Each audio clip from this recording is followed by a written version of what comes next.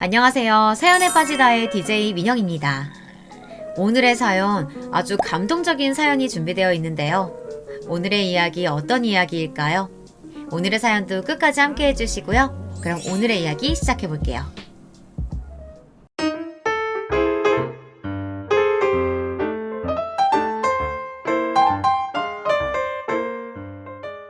안녕하세요.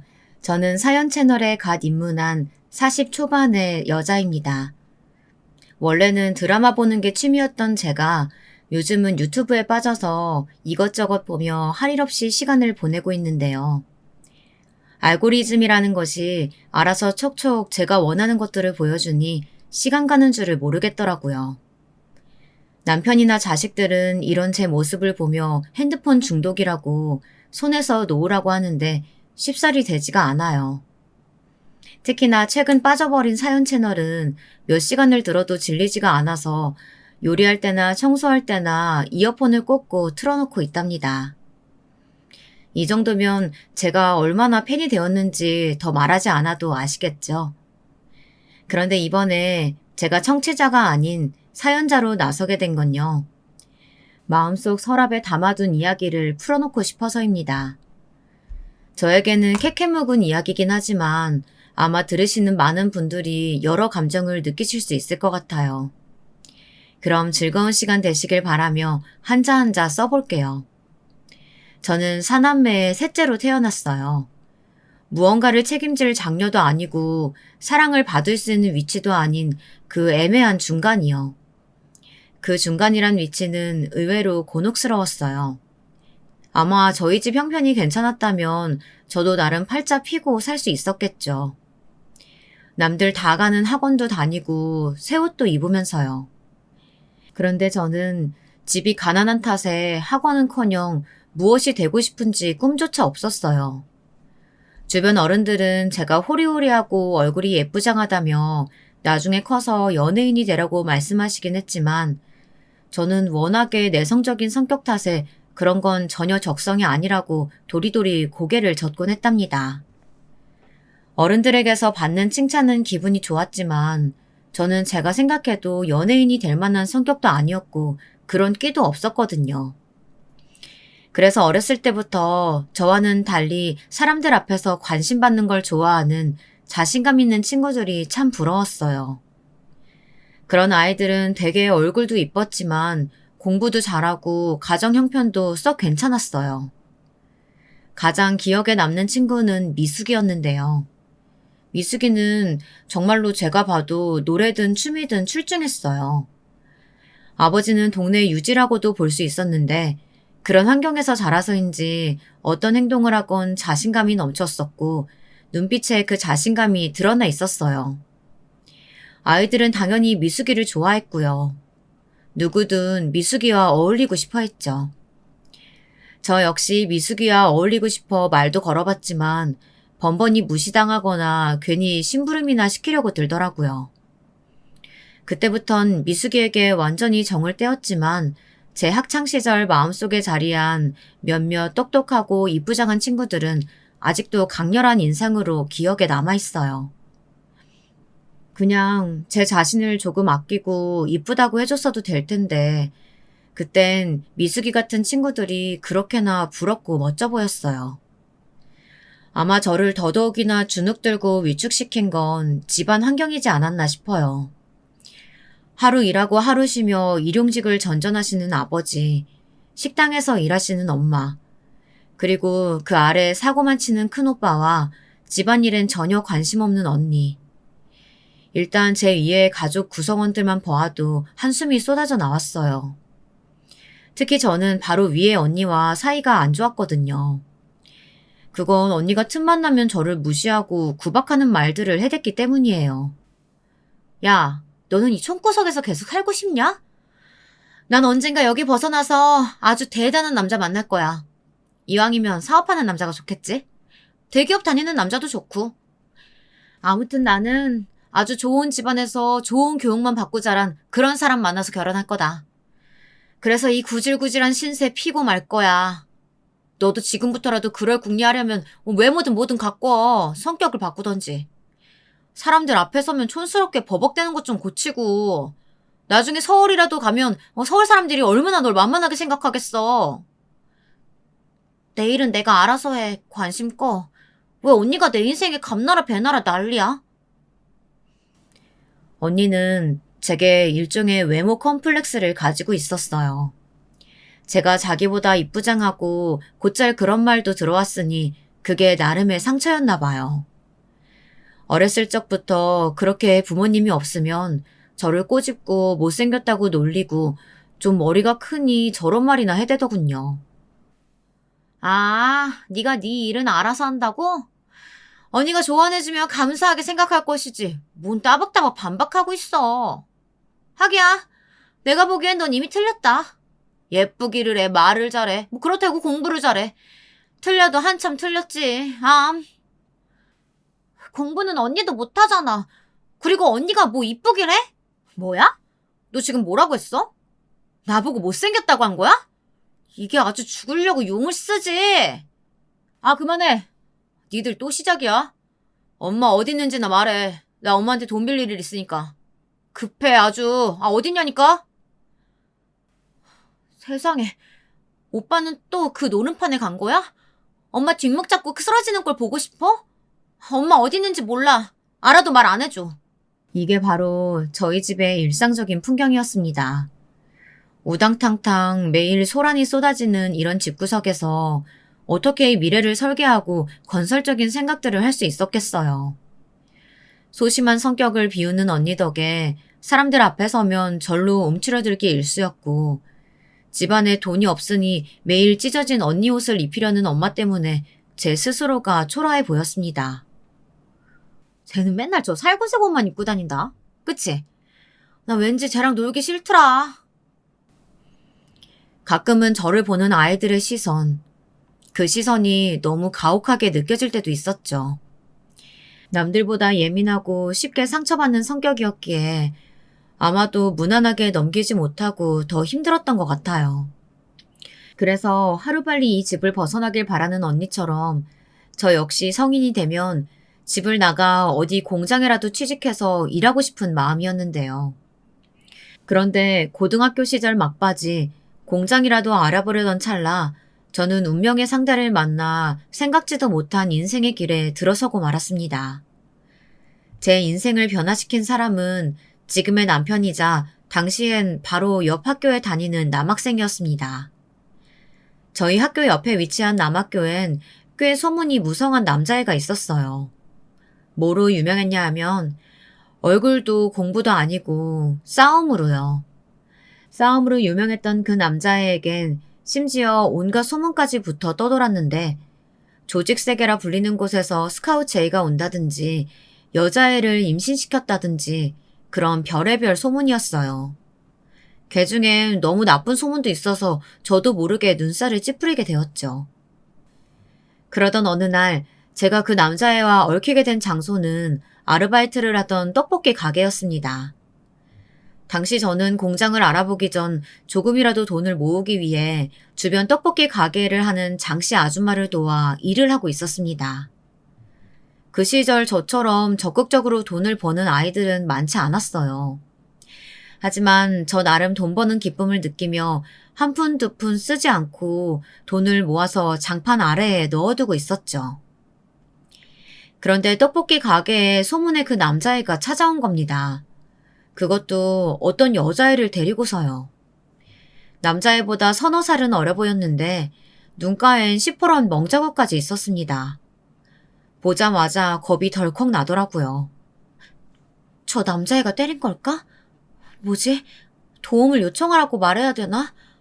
내가 뭘 할 수 있지? 평생을 살면서 이렇게 심장이 뛴 적이 있나 싶을 정도로 벌렁벌렁 뛰더군요.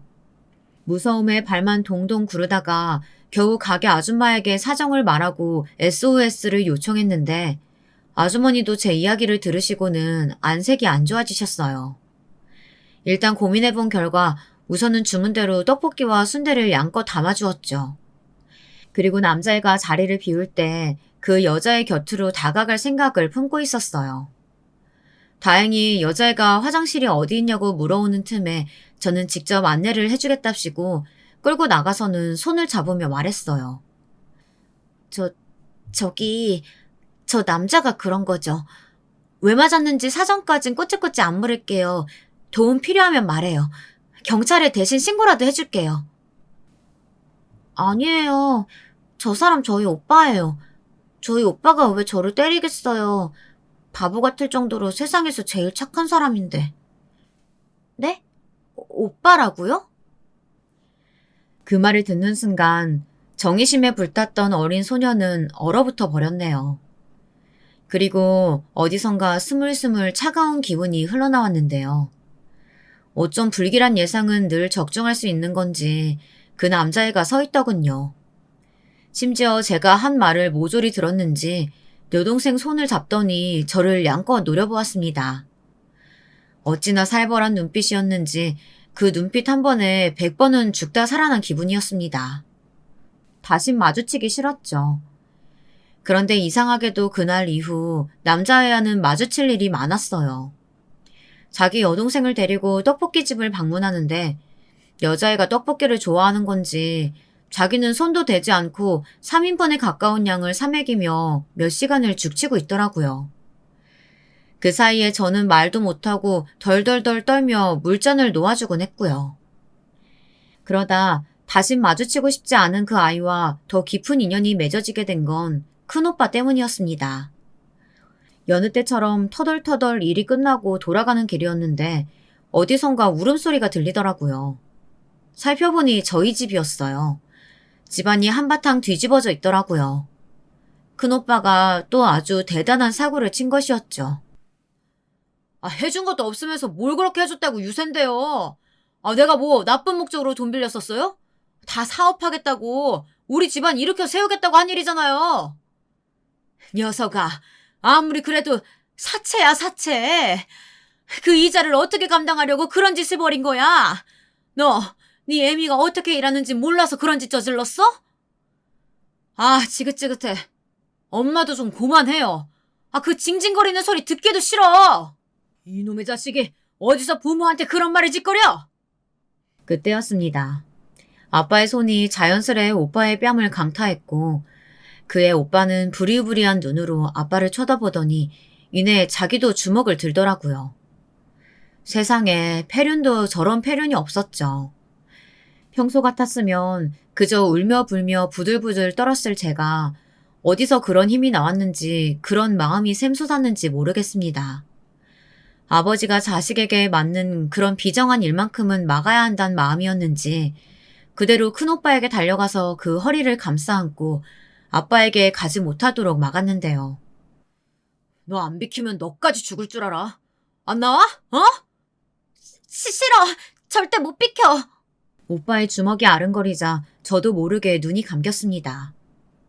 그런데 그때였어요. 언제 뒤따라왔는지 모를 그 남자애가 오빠의 주먹을 가볍게 감싸지더니 오빠를 아는 듯 그러지 말라고 조용히 읊조리듯 말하더라고요. 두 사람이 어떻게 알게 된 사이인지는 모르겠지만요. 여기서 이러지 마시죠. 지금 가족들 다 형님 때문에 곤란하신 것 같은데. 조용하게 읊조리는 말이었지만 그 안엔 위압감이 가득 담겨 있었어요. 큰오빠는 남자애가 물러설 기미가 보이지 않자 이내 괜히 집에 있는 장독대를 발로 뻥 차더니 그대로 나가버렸어요. 큰오빠가 나가자 다행히 집안은 조용해졌고 당시 어렸던 저는 복잡한 심경이 들더라고요. 이름도 모르는 그 남자애에게 이런 모습을 보여줬다는 것에 창피하기도 하고 한편으론 최악의 사태를 막아준 것에 대해 고맙기도 하고요. 나중에 엄마를 진정시키고 난 후 얼떨결에 남자애를 집 앞까지만이라도 바래다주게 되었는데요. 우연히 길을 가다가 여기서 큰 소리가 나길래 들어오게 된 건데 그게 너희 집인지 몰랐네. 그나저나 중현이 형님 아직도 그러고 다니시나 본데 도박은 정말 위험해. 그만두게 해야 돼. 우리 아빠도 그 도박장 다니거든. 어느 누구나 다 집안 사정이 있지 않겠어? 나도 술만 마시면 미친 개가 되는 아버지가 있어. 그러니까 쪽팔려 하지 마. 못 본 걸로 해줄 테니까. 제 자존심을 생각해 나름 던진 것 같은 그 말은 새삼 위안이 되었습니다. 순간 그 남자의 등 뒤로 광채가 넘실대는 것 같은 착각도 들었죠. 말이 서로 트이고 알고 보니 그 남자애와 관련된 소문들도 거의 다 진실이 아니었습니다. 싸움을 잘한다고 소문이 난 건 누군가 자기에게 시비를 걸어올 때 가만히 있지 못하는 성미 때문이었으며 조직 세계에서 스카웃 제의를 받았다느니 임신이라느니 모두 자기와는 전혀 상관없는 이야기라고 하더라고요. 그러면서 씁쓸한 웃음을 지으며 내뱉는 그 남자의 말에 저는 살짝 안쓰러운 감정까지 느끼게 되었습니다. 전에 말했듯이 아버지가 종종 술을 마시면 때릴 곳 없는 자기 여동생에게까지 손을 대는 남봉꾼이 된다고 하더라고요. 웬만하면 집에 혼자 남겨둘 수가 없어서 떡볶이집을 방문해 몇 시간 동안 죽치고 있었다는 것도요. 고마워. 내 이야기 누군가에게 털어놓은 거 처음인데 막상 털어놓으니 시원하다. 쪽팔릴 줄만 알았는데. 언제든 얘기해. 네 마음이 편해질 수 있다면 난 그걸로 만족해. 어떤 의미를 내포한 수줍은 고백 같은 말이었는데 그 말을 내뱉고 나서도 집에 돌아와서 얼마나 허벅지를 때리며 후회했는지 소심쟁이가 왜 그런 짓을 저질렀나 후회 막심이었네요. 허나 후회도 잠시 마음은 전차처럼 폭주해 분식집에 올 때마다 그 일이 고마웠던 핑계로 떡볶이를 더 주는 것은 물론 제 마음을 표현하게 되었답니다. 온갖 소문의 주인공인 험악한 남자애를 좋아하는 소심하고 평범한 여자애. 어느 연애소설 같은 이야기였지만 저는 그때 한낱 소녀였잖아요. 그렇게나 가슴이 떨릴 수 없었습니다. 그리고 아까 말씀드렸듯 고등학교 내내 쭉 인연을 유지해오다가 그 남자는 제 남편이 되었고요. 저기 떡볶이 더 준 거 고마워서 라는 말로 조그마한 팔찌를 선물하더니 어느 날인가부터 손을 맞잡으며 연인이 되었고 1년 만에 평생을 함께하자는 약속까지 하게 되었죠. 20살 초반 어리디 어린 나이에 저는 그렇게 한 남자의 여자가 되어 가정을 꾸리게 되었습니다. 제 시절 치고도 어린 나이긴 했는데 그래도 언젠가 집을 떠나 마음 놓고 안착할 수 있는 가정을 꾸리는 것이 소망이었기 때문에 저는 아이를 낳고 남편과 함께하는 삶에 아주 만족했더랍니다. 특히 제 삶에 예상치 못한 일까지 벌어졌는데요. 그건 바로 경제적인 풍족함이었습니다.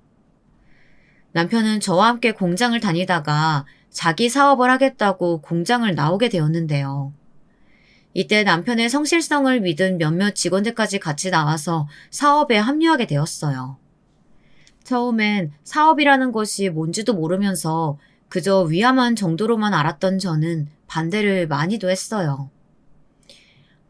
여보, 당신 사업하기엔 나이도 어리고 우리 애기도 아직 안 컸잖아. 너무 부담이 크지 않을까? 그냥 적당한 회사 다니면서 다시 일하면 안 돼? 아니야, 수키야. 지금 이대로 가면 결국 월급쟁이밖에 안 돼. 이 돈으론 우리 애한테 풍족함을 물려줄 수가 없어. 당신도 알잖아. 가난이 어떤 건지. 나는 우리 딸애한테만큼은 적어도 가난을 물려주고 싶지 않아. 하고 싶은 거 다 하게 하면서 키우고 싶어. 나는 내 동생만 생각해도 가슴이 찢어져. 남편이 급기야 술을 먹고 저를 이렇게 설득했는데 말을 들은 순간 저도 모르게 눈물이 글썽거렸어요. 그건 저의 시누이였던, 사실 시누이로 오래 함께 늙어갈 줄 알았던 남편의 여동생이 너무도 어린 나이에 세상을 등졌기 때문입니다.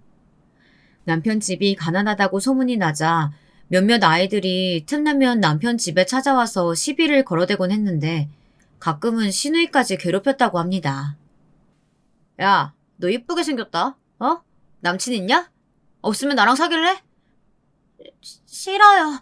오빠 집에 없으니까 가세요. 싫다고? 왜 싫어?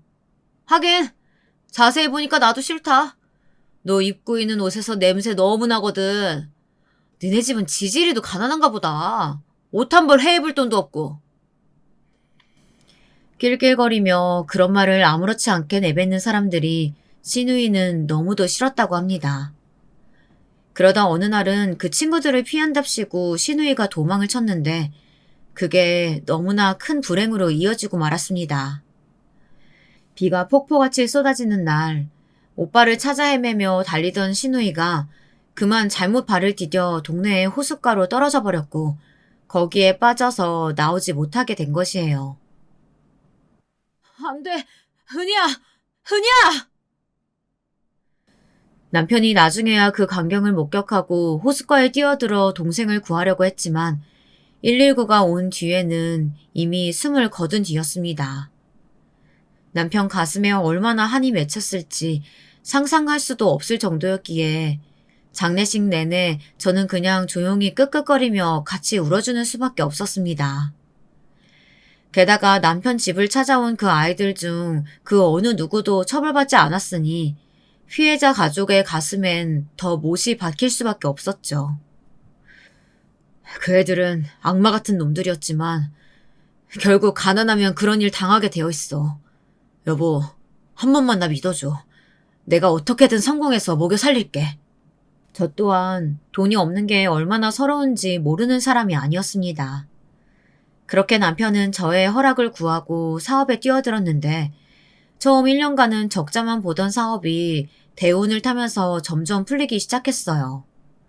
덩달아 저희 집 형편도 활짝 피었답니다. 예전 같았으면 버스로 이동했을 거리를 아무렇지 않게 택시를 잡을 배짱이 생겼고 마트에서 통조림이나 참치캔 하나를 사도 가계부를 떠올렸던 제가 이제는 백화점에서 장을 보고 다녔죠. 처음 누려보는 그 무유함, 가격표를 보지 않고 물건을 고르고 옷을 사입을 수 있다는 것. 그것은 정말이지 또 다른 별세계였습니다.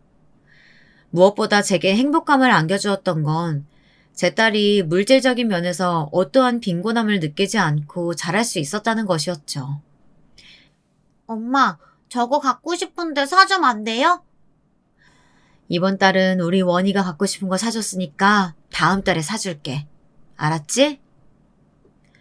버릇없이 기르고 싶지 않아서 아이가 원하는 물건을 사는 것에 한계를 두긴 했는데 다행히 워낙에 유순하고 착한 성격이라 곧잘 받아들이곤 했어요. 못 사주는 것과 안 사주는 것엔 정말 큰 차이가 있더라고요. 못 사주는 것이 아니라 안 사주는 것이었기에 괜찮았어요. 다만 그 시절에도 고단함과 힘듦은 있었는데요.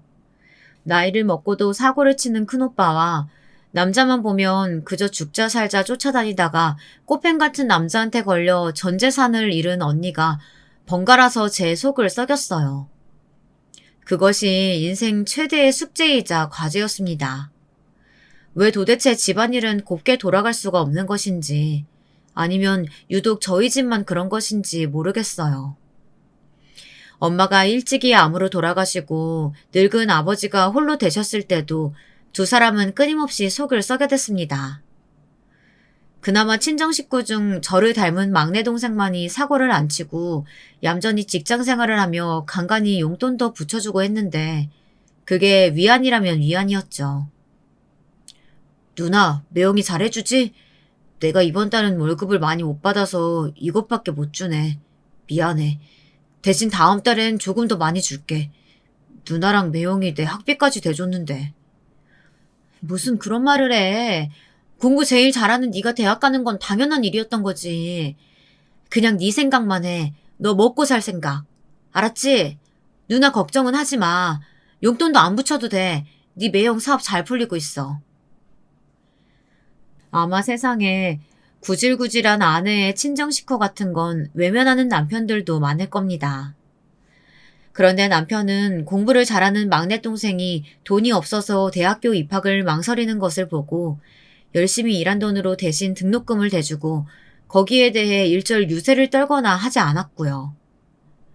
그저 저에게나 우리 자식에게나 참 잘했죠. 그 때문에 제가 다른 복은 없을지 몰라도 남편 복은 있구나 하는 생각이 많이 들기도 했습니다. 허나 한편으론 남편에게 면이 안 서기도 했어요. 무엇보다 미안함이 컸죠. 막내 동생은 고마움을 아는 아이였지만 큰오빠는 사고만 쳤다 하면 남편을 찾아대었거든요. 남편은 그때마다 회사로 찾아온 큰오빠를 정중히 거절하고 돌려보냈지만 그것 또한 얼마나 민망스러운 일이었겠어요. 그런 일을 들을 때마다 얼굴이 화끈거려서 밥을 먹다가도 수저를 놓고 싶은 적이 한두 번이 아니었답니다. 정말 도대체 언니 오빠는 나한테 왜 그래? 제발 이제 나이 먹었으면 자기 인생들 좀 열심히 살아, 좀. 아직도 그 나이 먹고 이렇게 부탁하고 절절매고 싶어? 뭐야? 야, 너 말하는 그 싸가지가 뭐야? 아무렴 내가 네 오빠인데 그럼 내가 누구한테 돈 부탁을 하냐? 오빠 친구 많잖아. 저번에 아빠가 쥐어준 돈도 친구 수술비인가 뭔가로 날렸다며. 그럼 그 친구를 찾아가던지 아니 명절에도 안 오는 잘난 새언니한테 하면 되겠네. 야, 네 새언니가 사정이 있어서 안 온 거지 일부러 안 오냐?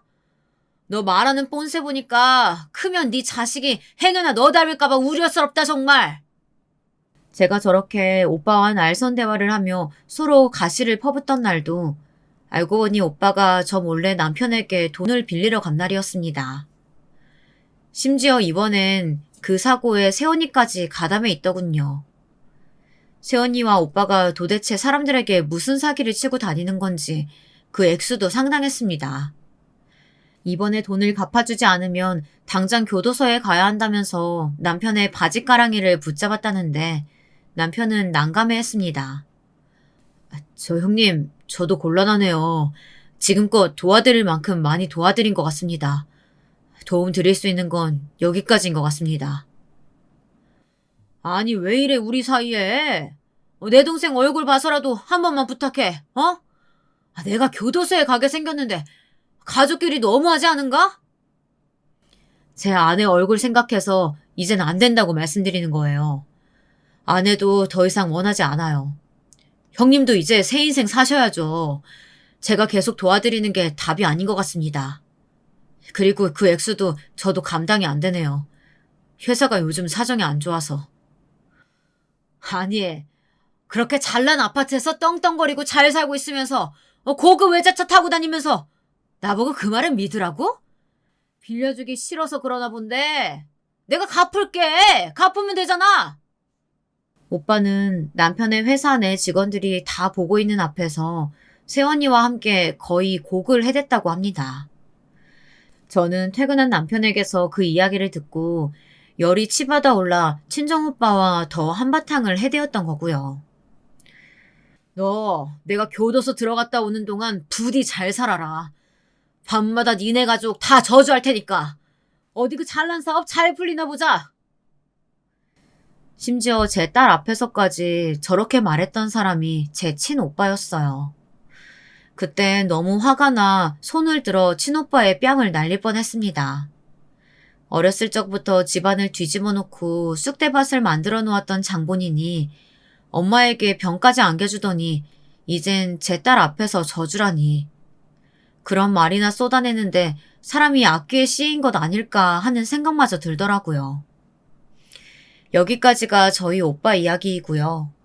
불행히도 한 사람이 남아있었으니 친정 언니였어요. 제 인생에 회방 놓는 것은 두 사람 다 아주 열심히들이었어요. 언니가 꽃뱀 남자에게 잘못 걸려 전 재산을 날렸다고 말씀드렸잖아요. 친정언니는 그 이후로도 무슨 골프 모임에 나간다 어쩐다 하면서 부잣집 남자를 잡기 위해 혈안이 되어 있었습니다.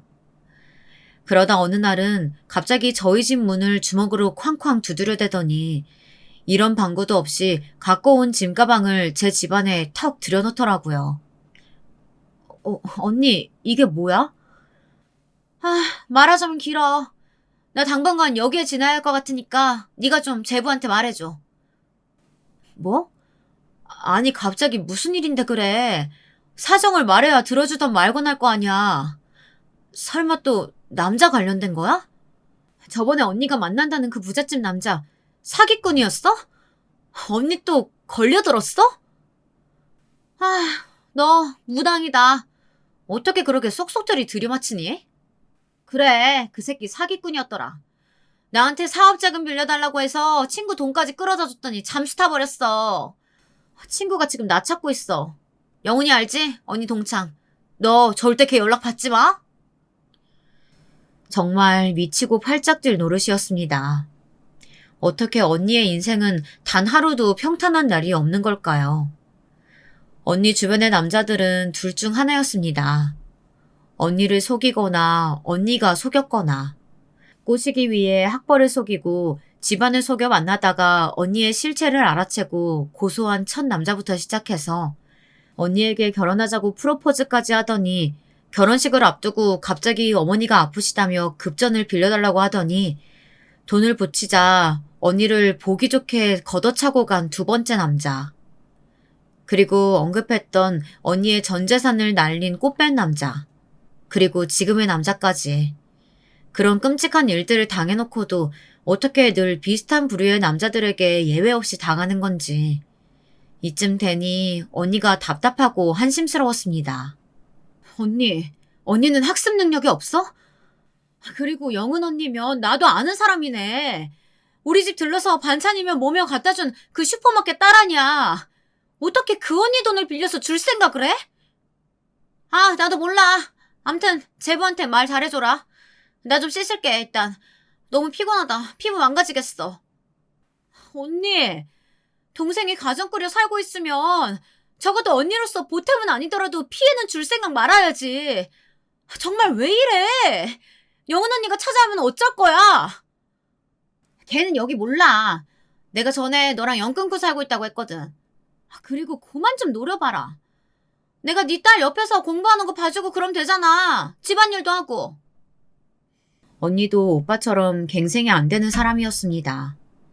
알면서도 언니를 받아준 저나 남편도 거절이 힘든 사람들이었고요.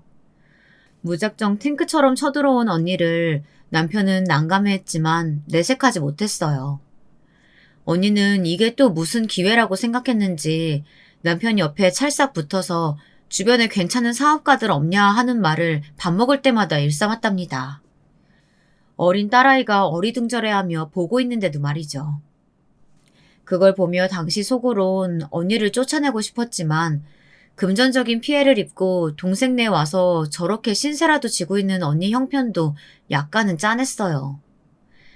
자신의 업보일 뿐인데 그걸 불쌍해하고 가여할 일은 아니었는데 저도 그때는 살이 분별이 안 되었어요.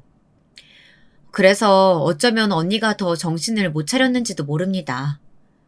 언니는 저희 집에 와서 단 한 번도 설거지며 요리며 청소며 거들지 않았습니다. 그저 말만 그렇게 했을 뿐 먹고 싶은 대로 먹고 쓰레기들을 줄지어 늘어놓으며 제가 치워주길 기다리고만 있었어요. 영은 언니의 돈을 갚으려면 일이라도 알아봐야 하거늘 그런 노력도 하지 않고 그냥 태평하게 호송세월하고 있더라고요. 언젠가 그런 제가 언니에게 입이라도 될라치면 불같이 쏘아보며 그러더라고요. 내가 불쌍하지도 않아? 어떻게 못돼 처먹은 말들만 하고 있냐? 너는 저런 잘난 남자 만나서 신세 펴서 모르겠지만 내 인생은 저 밑에 시궁창이야. 나는 이런 부드러운 침대에서 처음 자본다. 그래도 내가 너 언니고 가족이면 어떻게든 구제해줘야 될 거 아니야. 제가 복지기관도 아니고 왜 언니의 구원이 되어줘야 할까요? 언니에게 돈을 빌려준 영은 언니가 찾아오기까지도 했었는데 친정 언니는 모르세였습니다. 숙자, 너 여기 있지? 내가 너 여기 있는 거 다 알고 찾아온 거야. 당장 열어. 숙희야, 영은 언니야. 네 언니한테 얘기 들어서 알고 있지? 언니 그 돈 못 받으면 남편한테 죽어. 그거 우리 남편이 아주 힘들게 번 돈이야. 제발 문 좀 열어줘. 그 이야기를 듣고 있으면서도 아이스크림을 쪽쪽 빠는 친정 언니를 보고 있자니 슬슬 이제 언니를 멀리해야겠다는 생각이 들더라고요. 그러던 어느 날 언니를 정말로 제 두 손으로 내쫓게 된 일이 일어났답니다. 그것도 모자라 영은 언니에게 전화해서 언니의 행방까지 알려주었는데 도저히 분노를 가눌 수 없었기 때문입니다. 어느 날 친정언니가 웬일로 제 딸의 공부를 봐주겠다며 학습지를 푸는 딸 옆에 앉아있기에 제가 마음 놓고 잠깐 장을 보러 갔다 왔는데요. 방 안에 있었기에 제가 오는 소리를 듣지 못했나 봅니다. 언니의 음성이 왠지 음침하게 느껴져서 숨을 죽이고 그쪽으로 향했는데 나의 혈육이란 사람이 딸아이의 머리를 쓰다듬으며 이런 말을 하는 것이 아니겠어요? 얘 있잖아. 너도 네 엄마처럼 몸을 잘 굴려야 돼. 아니 나처럼. 그래야 부자 남자 꼬실 수 있다? 남자들은 그런 여자들을 좋아하거든. 그게 무슨 말이에요? 저는 더 말하지 않고 언니의 머리채를 잡고 그대로 질질 잡아 짐가방과 함께 현관문 밖으로 내쫓아 버렸습니다. 딸아이의 겁에 질린 눈망울과 씩 웃으며 저급한 말을 하는 언니의 모습은 당시 제게 거의 공포영화의 한 장면이나 다름없었습니다. 나중에 이 일의 경위를 남편에겐 차마 설명하지 못했어요. 저런 사람이 식구라는 게 너무도 부끄러웠고 이제야말로 오빠처럼 연을 끊어야 할 대상이었기에 그 이후론 모든 연락을 차단했습니다. 하지만 인생은 저를 또 다른 길로 데려가더라고요. 언니가 사라지자 집안엔 평화가 찾아왔지만 이 평화는 얼마 가지 못했습니다. 제 인생에 뜻하지 않게 부유함을 거머쥐었던 것처럼 또다시 뜻하지 않은 일이 펼쳐지게 되었습니다. 여보, 어떡하지? 큰일 났어. 지금 회사가... 왜 그래? 무슨 일 있어? 당신 요새 그러고 보니 술도 많이 마시고 무슨 일 있는 거면 말해. 말해야 나도 알고 대처하지. 다 내 탓이야. 내가 무리하게 확장한 탓에 회사가 망할 위기야. 어떡하지? 도움 청할 데도 없는데. 늘 강인하고 단단하다고 생각했던 남편이 그렇게나 처참히 무너지는 모습은 처음이었어요. 남편이 입으로 통해 들은 이야기지만 또렷하게 들리지가 않았습니다. 언니와 오빠만 해도 골이 딩딩 울릴 지경이었는데 겨우 그 둘을 내 인생에서 물리치자 이젠 남편 회사의 부도가 기다리고 있었습니다. 저의 바람과는 달리 현실은 생각보다 급속도로 다가왔습니다. 남편의 회사가 망하자 저희 세 가족은 9평짜리 반지 하방으로 이사가야 했고 남편은 빚더미에 올라 신용불량자가 되었죠. 그 와중에도 무슨 수를 써보겠다고 같이 사업했던 동료들을 찾아다니는 모양이었지만 남편을 도와줄 구멍은 없었습니다. 아니, 우리 가족을 구해줄 구명줄은 그 어디에도 없었어요. 어제까지만 해도 아무렇지 않게 교류했던 사람들의 배신도 가슴이 아팠지만 가장 가슴 아팠던 건 딸아이가 울먹이며 배고프다고 말할 때 줄 게 없어서 라면을 끓여주는 시간이었습니다. 4분, 5분 남짓 되는 그 시간에 저는 부엌 구석에 쪼그려 앉아 울기도 많이 울었어요. 미안해. 정말 미안해. 엄마가, 아빠가 너무너무 미안해. 딸아이가 라면 냄새에 반색하며 허겁지겁 라면을 먹고 있는 걸 보고 있노라면 가슴속 가장 아픈 부분들이 건드려지는 기분이었습니다. 어렸을 적 집이 가난해 언니 옷을 입고 다녔던 저를 향해 아이들이 깔보고 우습게 보던 그 시선들이 기억났어요. 내 딸이 그런 일을 당할 수 있다고 생각하니 가슴이 철렁했습니다. 뭐라도 해야 했습니다. 그래서 저는 그 시절 전단지 붙이는 일부터 시작해서 식당 일, 공장 일, 돈이 되는 일이라면 뭐든 했습니다. 남편 역시 마찬가지였어요. 하지만 대리운전부터 시작해 밤낮 없이 코피를 쏟아가며 일하면서도 가난에 허덕이는 집안을 보고 있노라면 자괴감이 들었는지 소주병을 잔도 없이 벌컥벌컥 마시곤 했습니다. 늘 주기만 할 줄 알았지 저리 약한 모습을 보이며 저희 몰래 숨죽이고 눈물을 흘리는 남편도 가여웠죠. 그러던 어느 날 친정오빠가 어떻게 소식을 들었는지 전화를 걸어왔더라고요. 당장 내야 하는 딸아이의 급식비 때문에 신경이 잔뜩 날카로워져 있던 찰나 받고 싶지 않은 전화였지만 그래도 나의 혈육이니 혹시나 하는 기대로 전화를 받았습니다. 하지만 그 전화는 받지 말았어야 하는 전화였죠. 오빠. 야, 회사 망했다며? 내가 그럴 줄 알았다. 잘난 척하고 꼴값 떨어질 때부터 알았어. 그러니까 적당히 했어야지. 원래 잘 버는 사람일수록 어려운 사람도 돕고 베풀 줄 알아야 되는 건데 말이야. 아, 이거 고소해서 어떡하냐? 지금 그 말 하려고 전화한 거야? 고소하다고 꼴 좋다고? 네 새언니도 전해달란다. 그러니까 마음 곱게 쓰라고. 천벌 받았으니까 앞으로 네 교훈 잘 새기고 살아라. 끊는다. 문제는 그 전화통화 내용을 옆에서 남편도 듣고 있었던 겁니다. 화장실에서 막 샤워를 마친 남편이 방으로 들어와 붉어진 눈동자를 애써 감추며 벽면을 쳐다보고 있었지만 저는 알 수 있었어요. 그 모든 것을 들었다는 것을요. 남편에겐 너무도 미안하고 죄스러웠습니다. 하지만 거기다 엎친 데 덮친 겨 그 사건이 일어나고 말았습니다. 저는 이 사건으로 완전히 무너졌고 남편도 무너졌어요. 그리고 그것은 저희 부부에게 역으로 엄청난 동력이 되기도 했습니다.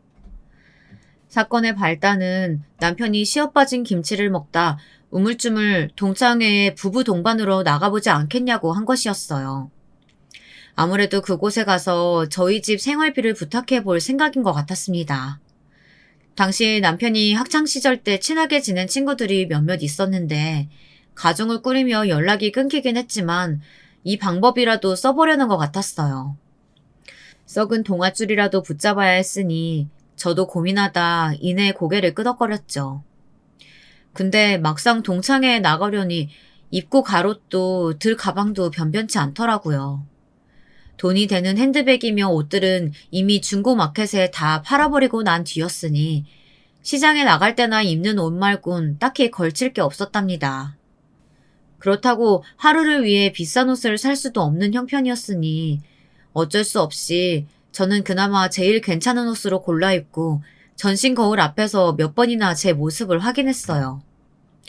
그렇게 눈물을 삼키며 나간 동창회였습니다.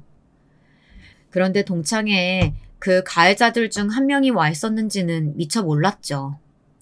동창회 장소에 도착하자마자 반갑게 인사를 나누던 남편이 갑자기 어느 한 곳을 보더니 시선이 우뚝 멈추더라고요.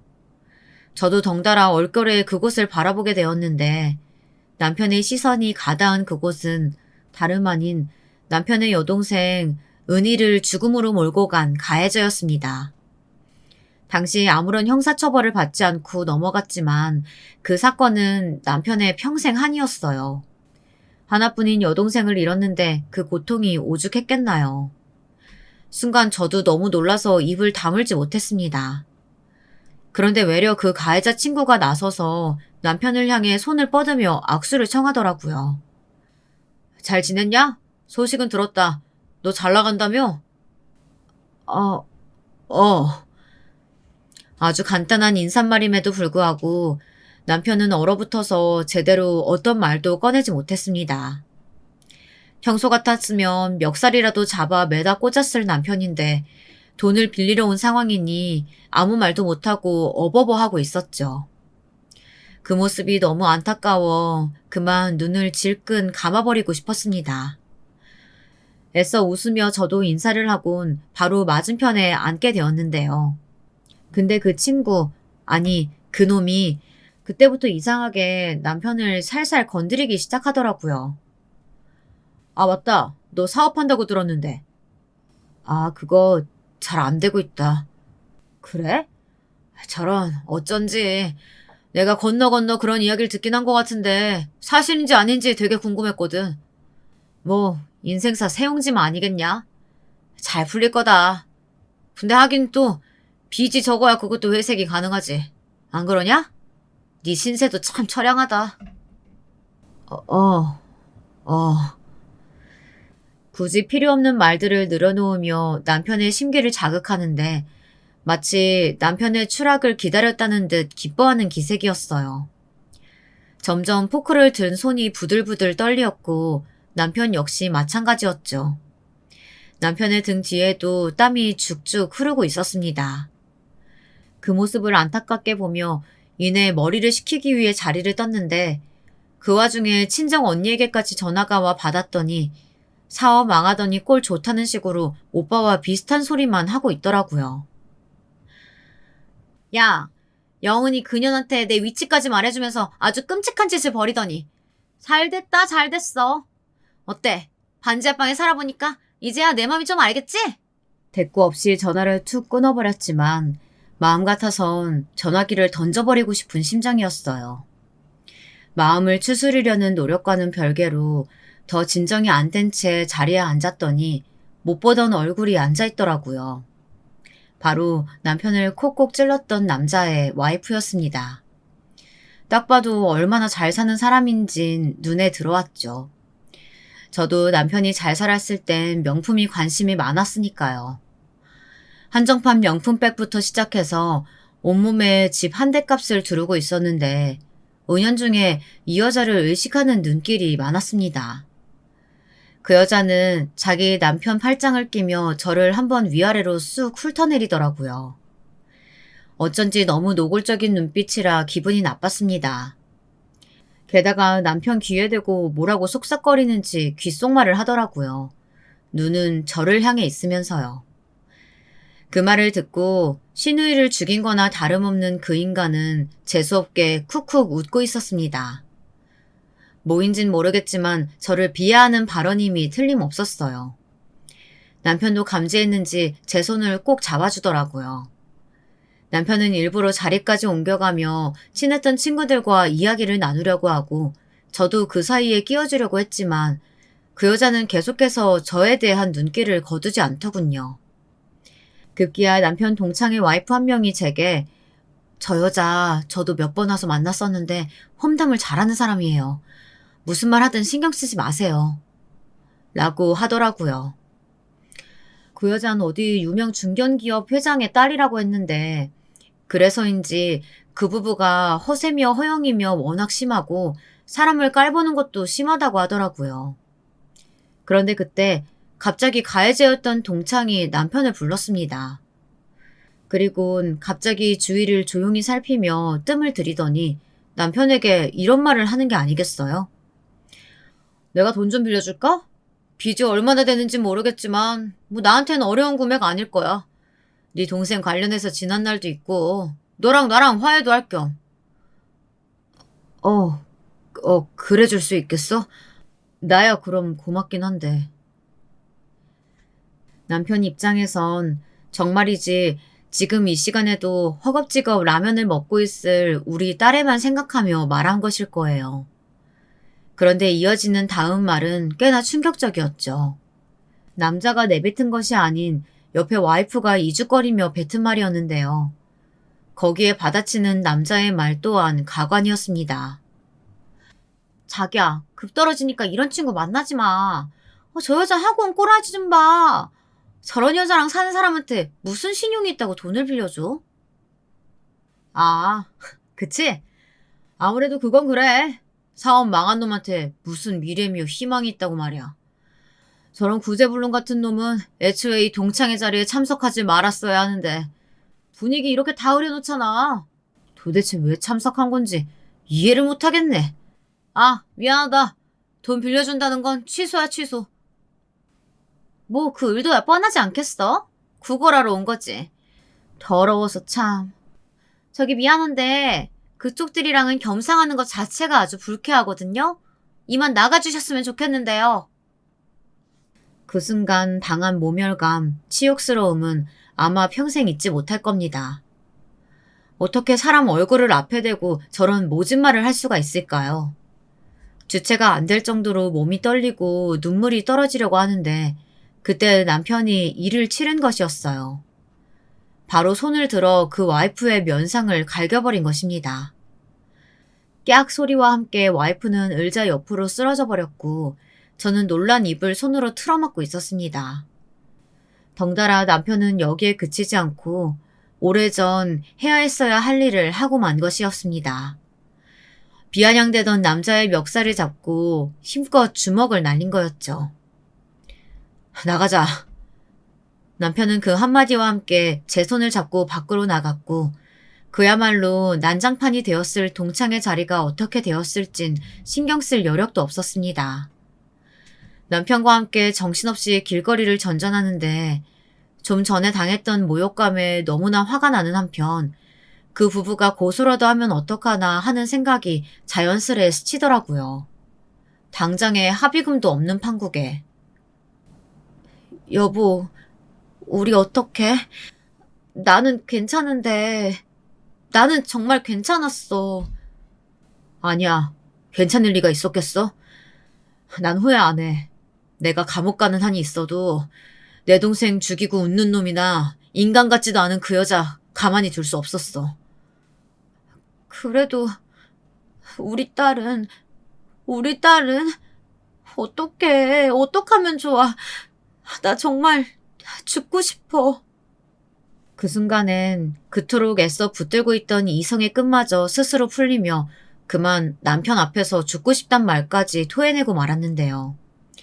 사람이 너무 비참해지면 부정적인 생각이 들 수밖에 없는 건지 정말 자식이고 뭐고 눈앞으로 보이는 한강물로 뛰어들고 싶었습니다. 근데 그토록 비참했던 그날 밤 이상한 일이 일어났습니다. 한 번도 꿈에 나온 적 없던 시누이가 그 시절 그대로의 어린 얼굴을 하고 나타난 것이었어요. 여전히 저를 언니라고 부르며 제 등을 껴안고 다독이더라고요. 언니, 다 지나갈 거예요. 괜찮아요. 시누이의 품은 마치 친정엄마의 품처럼 따스했습니다.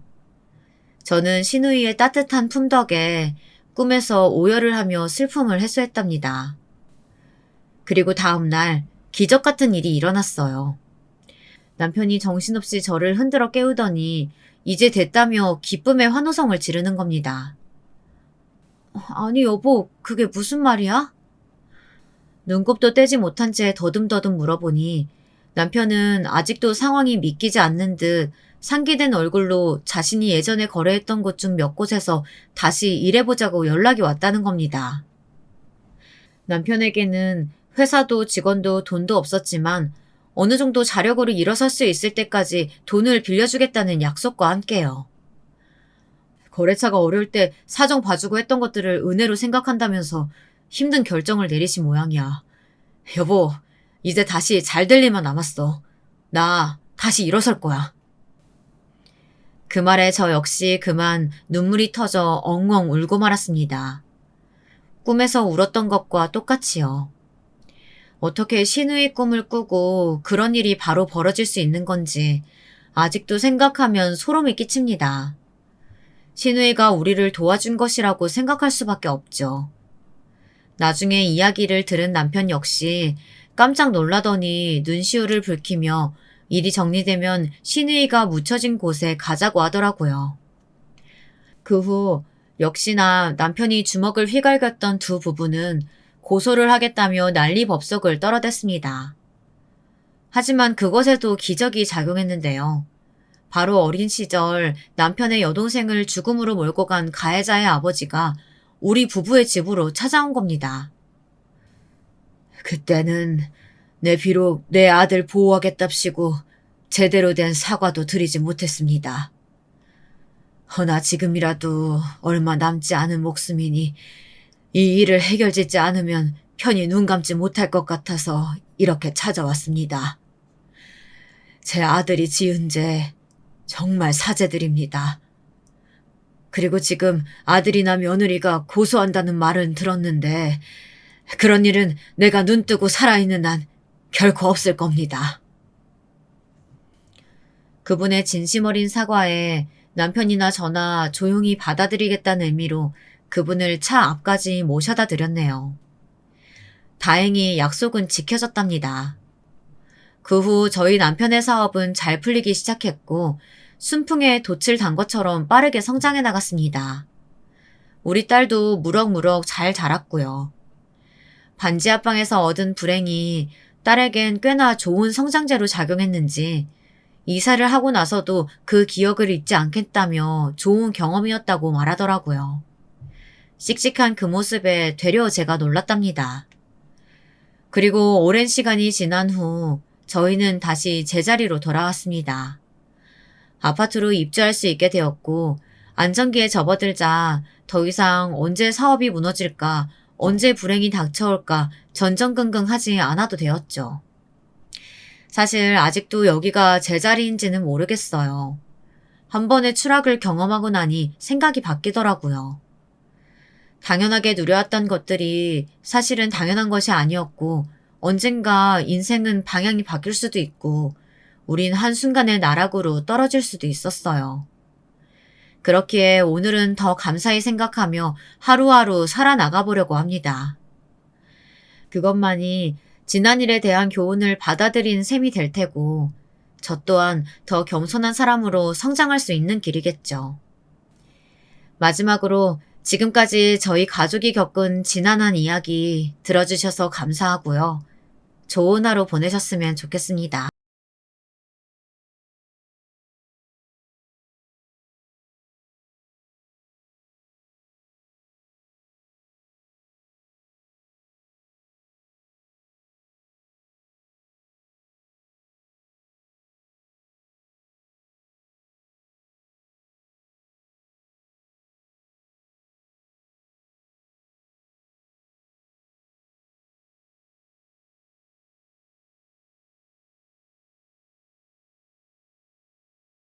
안녕하세요. 저는 한번 결혼을 했다 갔다 온 이른바 40대 돌싱 남자입니다. 여기 인생 선배님들께 조언도 구할 겸 제 속풀이도 할 겸 글을 쓰게 되었는데요. 제가 한 선택이 옳았는지 궁금하여 조언 청합니다. 부디 많은 선배님들께서 허심탄회한 조언 들려주시면 감사히 잘 받아들이겠습니다. 저는 현재 모 증권사에서 회계사로 일하고 있고 아이를 키우고 있습니다. 처음부터 회계사가 되어야겠다 마음먹은 것은 아니었지만 대학교에서 한창 공부할 때 교수님께서 직접 불러 자격증을 준비해두라고 하신 게 계기가 되어 시작하게 되었습니다. 높은 연봉과 이직이 자유롭다는 점이 누구에게나 그렇듯 제게도 당연히 매력적이었고 한 살이라도 어릴 때 준비하고 싶어 곧장 시험을 준비했죠. 사투를 벌인 결과 무사히 합격을 하게 되었고요. 사실 회계사는 마냥 좋은 직업만은 아니었습니다. 고강도의 업무 시즌이 다가오면 정말 사생활이라곤 한치도 누릴 수가 없죠. 하지만 그럼에도 회계사가 되고 난 후 전 좋았습니다. 일단 경제적인 부분이었습니다. 제가 재직했던 곳은 심신이 갈려나갈 정도로 높은 업무 강도가 있는 곳이었지만 고된 일에 대한 보상처럼 돌아오는 돈은 많은 것들을 책임져 줄 수 있었어요. 그중 하나가 동생들 학비였고요. 제겐 나이 차이가 7살 나는 쌍둥이 동생이 있는데 두 동생들은 앞다투어 전교 1, 2등을 할 정도로 하나같이 공부를 잘하고 똑똑한 아이들이었는데도 집안 형편이 좋지 않다 보니 대학을 가는 것조차 부담스러워하고 있었습니다. 그런데 제가 회계사가 되어 넉넉히 지원해 줄 수 있는 상황이 되니 그 기분은 이루 말할 수가 없더군요. 형 고마워. 형 때문에 대학도 들어가고 이 은혜 나 진짜 꼭 갚을게. 약속해. 무슨 소리야. 네가 열심히 해서 들어간 대학이지. 가족으로서 서로 돕는 건 당연한 거다. 너가 그저 건강하게 잘 자라서 하고 싶은 거 하는 게 형 유일한 바람이야. 우리 장남한텐 늘 고맙고 미안하구나. 어렵게 너 대학 보내놓고 너한테 이런저런 말도 많이 얹었는데 미안하다. 어머니는 그날 참 많이도 우셨습니다. 왜냐하면 제가 대학에 가려고 했을 때 한숨을 쉬며 꼭 가야겠느냐고 물으실 정도로 탐탁지 않아 하셨거든요. 어머니 입장에선 당연히 보내주고 싶으셨겠지만 제게 쌓일 학자금 빚을 생각하니 이제 막 사회에 나갈 아들이 빚을 안고 시작한다는 사실이 마음에 걸리셨나 봅니다. 저는 어머니를 이해했지만 어머니 죄책감이 상당하셨는지 눈물을 지으시며 미안하단 말씀을 중얼거리시곤 했습니다. 아버지는 말씀이 없으셨습니다.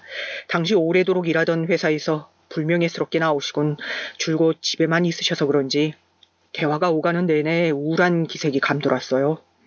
사실 저는 아버지와 사이가 그닥 좋지 못했습니다.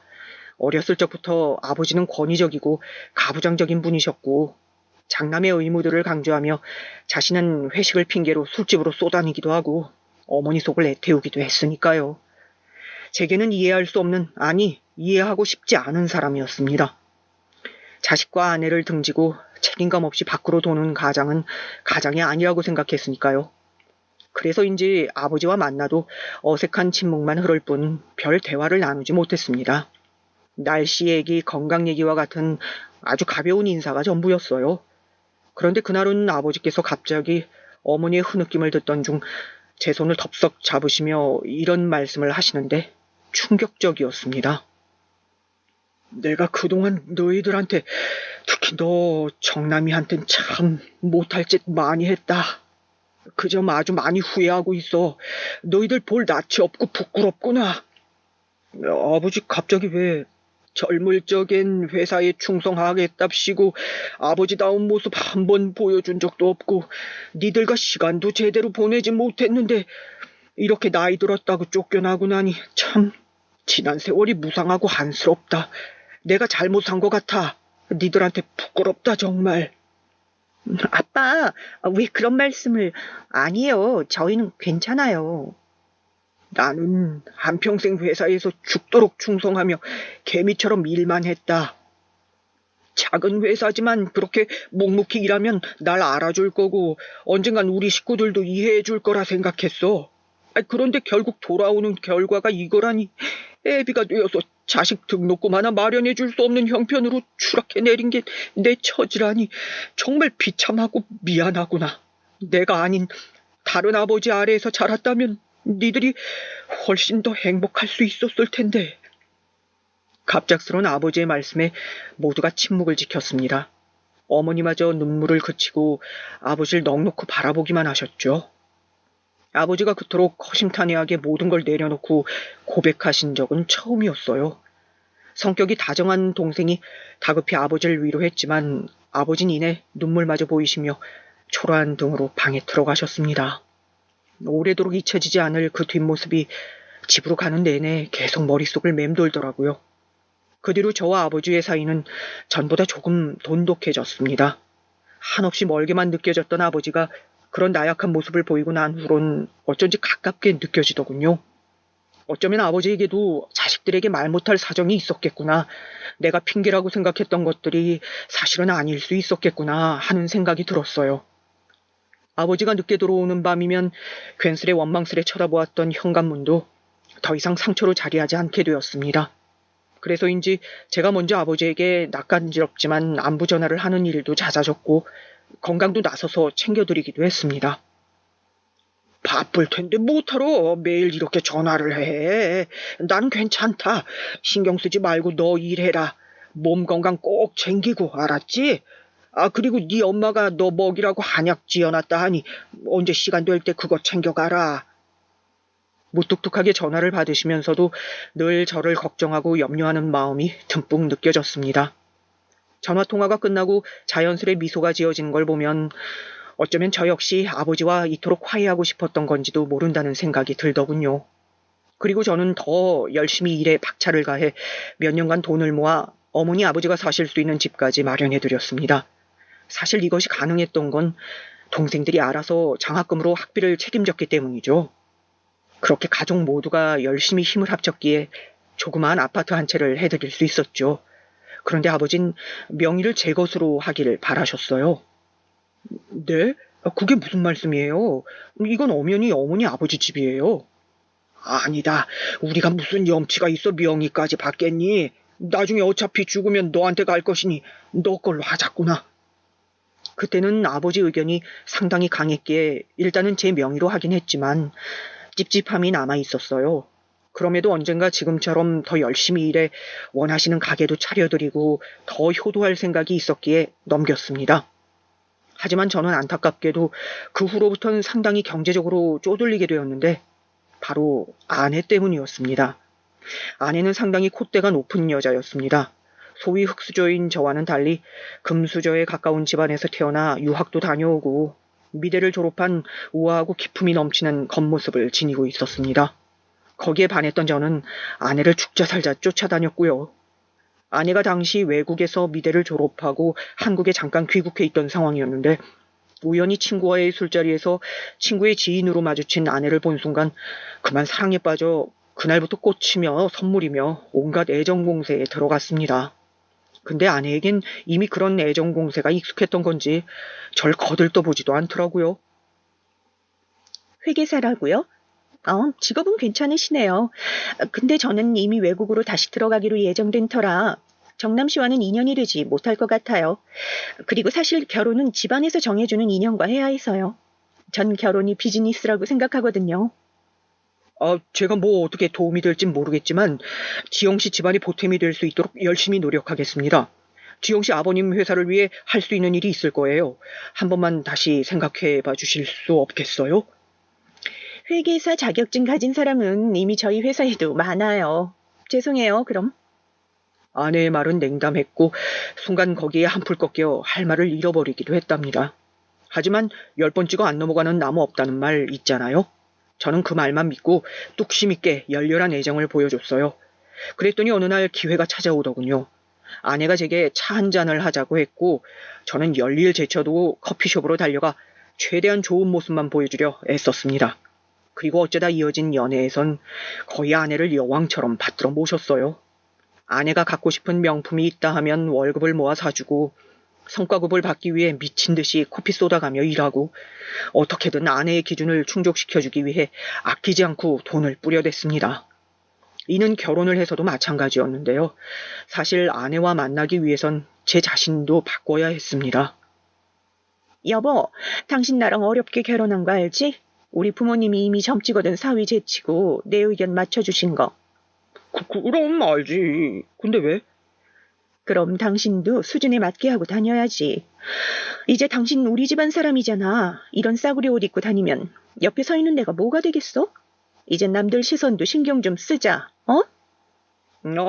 그래, 알겠어. 내가 미처 당신까진 생각을 못했다. 백화점에 가서 좋은 걸로 맞출게. 아내는 이미 부유한 집안에서 어떠한 결핍도 없이 자랐기에 돈을 쓰고 낭비하는 것이 일상이었지만 회계사가 되기 전까지 내내 낡은 빌라에 살아왔던 흑소지어인 저에겐 아니었어요. 그래서인지 저를 위한 물건을 살 땐 싸고 가성비 좋은 것들을 위주로 구매했는데 그것마저도 아내는 눈에 거슬린다며 치워버리라고는 하더라고요. 오죽하면 저희 외할아버지가 물려주신 시계도 제 허락 없이 쓰레기통에 버리고 자신이 사둔 명품 시계로 바꿔차라고 요구하더군요. 처음엔 이런 면들이 도무지 적응이 되지 않았습니다. 연애 때야 콩깍지가 씌었으니 그녀가 갑이고 제가 을인 게 당연했지만 결혼한 이상 부부는 동등한 관계에서 사랑을 주고받아야 하는 게 맞잖아요. 하지만 어쩐지 결혼도 연애의 연장선과 다를 바 없어 보였습니다. 결혼하면 아내가 조금은 저를 존중해 줄 거라 여겼지만 여전히 저희 집안을 무시하고 저란 사람을 은연중에 하찮게 보는 시선이 있었어요. 그러던 어느 날은 저희 부모님께서 신혼집을 구경하고 싶으시다며 허락을 미리 구하셨는데요. 아내는 그 말을 듣자마자 잔뜩 신경이 예민해진 듯 미간을 찌푸리며 굳이 왜 오셔야 하냐 묻더군요. 밖에서 만나는 것으로 만족하면 안 되냐고요. 당시 아내는 자신이 원하는 초호화 신혼여행을 다녀오고 얼마 안 되었을 때였는데도 또 외국이 그립다며 여행을 가자고 졸라대던 때였어요. 당신 내가 원하는 여행은 가지 않으면서 어째서 당신 원하는 것만 하려 들어? 당신 시부모님을 부모님을 집으로 모시겠다고? 세상에, 그럼 내가 그날 얼마나 스트레스를 받겠어? 시월드란 말이 괜히 있냐고. 우리 부모님 당신 예뻐하셔. 그런 분들 아니라는 거 알잖아. 전번날에도 당신 우리 집 왔을 때 엄마가 너무 예쁘고 귀하다고 얼마나 좋아하셨는데 기억 안 나? 당신한테 화장품 선물까지 해줬잖아. 아, 그 화장품? 피부에도 안 맞는 걸 선물해 주셔서 아주 처치곤란이었어. 아무튼 난 못 모셔, 절대. 밖에 나가 함께 하든지 그게 싫으면 오지 말라 해. 집에 오시는 순간 나 외국으로 도망가 버릴 거니까. 뭐라고? 아니 어쩜 그렇게 철없는 말만 하냐? 아내에게 솔직히 적잖이 실망했습니다. 그래서 저런 말도 튀어나온 것이죠. 근데 아내는 제 말에 더 열이 올랐는지 그때부터 저와 저희 집안에 대한 온갖 모욕을 쏟아내기 시작했습니다. 수도 없이 들어왔던 말이지만 그때만큼은 저도 화가 나더라고요. 아니, 당신 회계사란 이유로 뭐라도 된다 생각하나 본데. 착각하지 마. 애초에 우리 집은 당신같이 수준 낮은 집안하고는 결혼할 생각 자체가 없어. 물에도 급수가 있는데 우리가 당신 집안과 섞이고 싶었겠어? 근데 오로지 당신이 변함없이 날 사랑해 줄 거란 사실, 그 믿음 하나로 결혼한 거야. 근데 이런 식으로 나오면 곤란하지? 당신 지금 말 다 했어? 정말 제정신이야? 어떻게 그런 말을 할 수가 있어? 그것도 내 면전에 대놓고 우리 엄마 아빠를 욕보여? 그래, 당신은 편하게 살아와서 좋겠다. 그깟 이름도 모르는 외국 미대 졸업장 하나 따고 남들처럼 죽어라 일 안 하고 퍼질러 앉아 쇼핑만 해도 삶이 굴러가니 좋겠어. 아마도 제가 이렇게 고성을 지른 건 그날이 처음이었을 겁니다.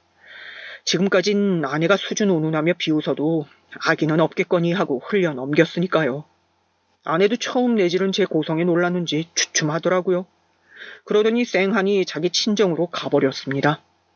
친정으로 짐을 싸 홀랑 나가버리는 아내의 모습을 보고도 전 화가 풀리지 않아 씩씩거리다 동네 집 앞 족발집에 들어가 소주를 연거 부들이켰어요. 역시나 다음날 처가댁에서 호출이 들어오더군요. 바쁜 시즌이라 정신없이 일을 하고 있던 도중 장인어른으로부터 일 끝나면 처가댁으로 오라는 명령이 떨어졌습니다. 한숨이 푹 나왔죠. 무거운 발걸음을 하고 처가댁에 도착하니 아내는 눈물을 짜내며 장모님 품에 안겨 울고 있었고 장인어른과 장모님은 원수 보듯 저를 보고 있었습니다. 그 서늘한 눈길에는 저도 살짝 몸이 움츠려들어 자연스레 무릎을 꿇게 되었어요. 이보게, 자네, 내가 우리 지영이 시집 보낼 때 어떤 심정이었는지 알아? 정말인지 내 아까운 딸 어느 유망 기업 손자나 아들이 아닌 고작 회계사 나부랭이한테 보내야 한다고 생각하니 이 피가 거꾸로 솟았네. 내 딸 손잡고 식장 걸을 때도 가슴속에서 천불이 났다고. 그래도 우리 딸이 자네 아니면 안 되겠다니까 그래서 참은 걸세. 근데 어떻게 이런 식으로 은혜를 갚나? 은혜를 모르면 그건 사람이 아니라 짐승과 다를 바 없지. 장인어른, 진정하시고 제 말 좀 조용히 하고 내 말 들어. 한 번만 더 이런 일이 있다간 이혼이네. 난 뭐 더 두고 볼 거 생각할 것도 없어. 내 딸 이혼시키고 외국 보내든지 아님 더 좋은 남편감이랑 재혼시키면 그만이야. 이혼도 재혼도 흔한 세상인데 뭐 이혼 한 번 했다고 흠이 되겠는가? 장인어른은 이혼을 거론하셨습니다. 저 역시 아내가 지금껏 제게 한 말들을 그대로 일러바치고 싶은 마음도 있었지만 어른들 앞에 두고 그러는 건 더 큰 싸움만 불러일으키는 꼴이 될 것 같아 꼭 눌러 참았습니다. 하지만 그나마 다행인 점이 하나 있다면 이 집에 제대로 된 사고를 할 수 있는 사람이 한 명 있다는 거였어요. 바로 아내의 언니인 처형이었는데요. 처형은 이 상황을 보다 안 되겠다 싶었는지 나서 한마디를 하더라고요. 엄마 아빠, 자초지정 어떻게 되었는지 들어보지도 않고 바로 야단부터 치시면 어떡해요. 예전부터 엄마 아빠가 막내라고 싸고만 도니까 얘도 점점 철모르는 철부지가 되잖아요. 솔직히 제 여동생이지만 일 구할 생각도 않고 매일 용돈 받아 생활하는 거 너무 그래요. 보아하니 제부도 일하면서 버는 돈 다 지영이한테 주고 있는 것 같은데 그만 몰아붙이시고 부부 문제는 부부끼리 해결하게 두세요. 뭐? 언니 지금 말 다 했어? 내 편을 들어야지 지금 누구 편을 두는 거야? 언닌 이 사람이 나한테 무슨 말 했는지 못 들었어? 들었어. 다 들었으니 이제 둘이 해결해. 여기 친정 와서 찡찡거리지 말고. 처형의 단호한 태도에 아내는 아무 말 못하고 입을 꾹 다물더니 팽하며 뒤돌아서더군요. 옛날부터 똑부러지게 말하는 자기 언니한텐 한마디도 못했다 하더니 제 입장에선 처형이 참 고마울 따름이었습니다.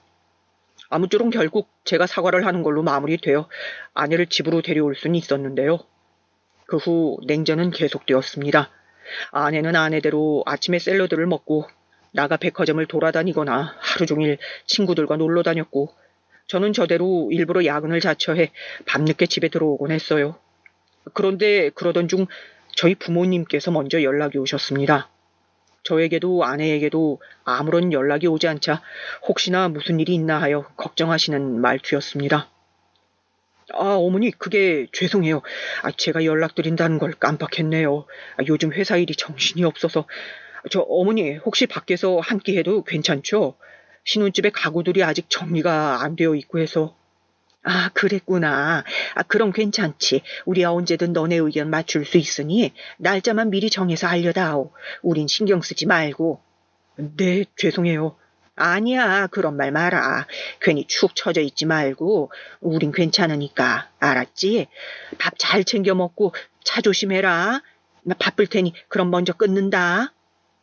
어머니는 이미 아내가 불편함을 드러냈다는 걸 아신 듯 했습니다. 모를 리가 있나요? 갑작스레 밖에서 먹자 통보해버렸는데 그런데도 전혀 내색하지 않고 웃으며 참석하셔선 연신 아내의 칭찬을 늘여놓으셨습니다. 아버지 역시 마찬가지셨어요. 평소 무뚝뚝하신 양반이 그날은 얼마 안 남은 며느리 생일까지 챙기고 싶으시다며 선물도 준비해 오셨더라고요. 선물이라면 이미 제가 옛날 예적부터 아내에게 주고도 남았는데 말이죠. 왠지 그 모습을 보고 있자니 가슴 한켠이 답답해져 오며 씁쓸해지는 기분이었습니다. 아내는 그런 저희 부모님 앞에서도 영 시큰둥한 태도로 일관했어요. 네, 챙겨주셨다니 감사하네요. 이런 것까지 제 취향은 아니긴 한데 그래도 주셨으니 잘 쓸게요. 그나저나 아버님 구직 중이라 들었는데 기억하고 있었구나. 나는 택시기사 일을 한번 해볼까 한다.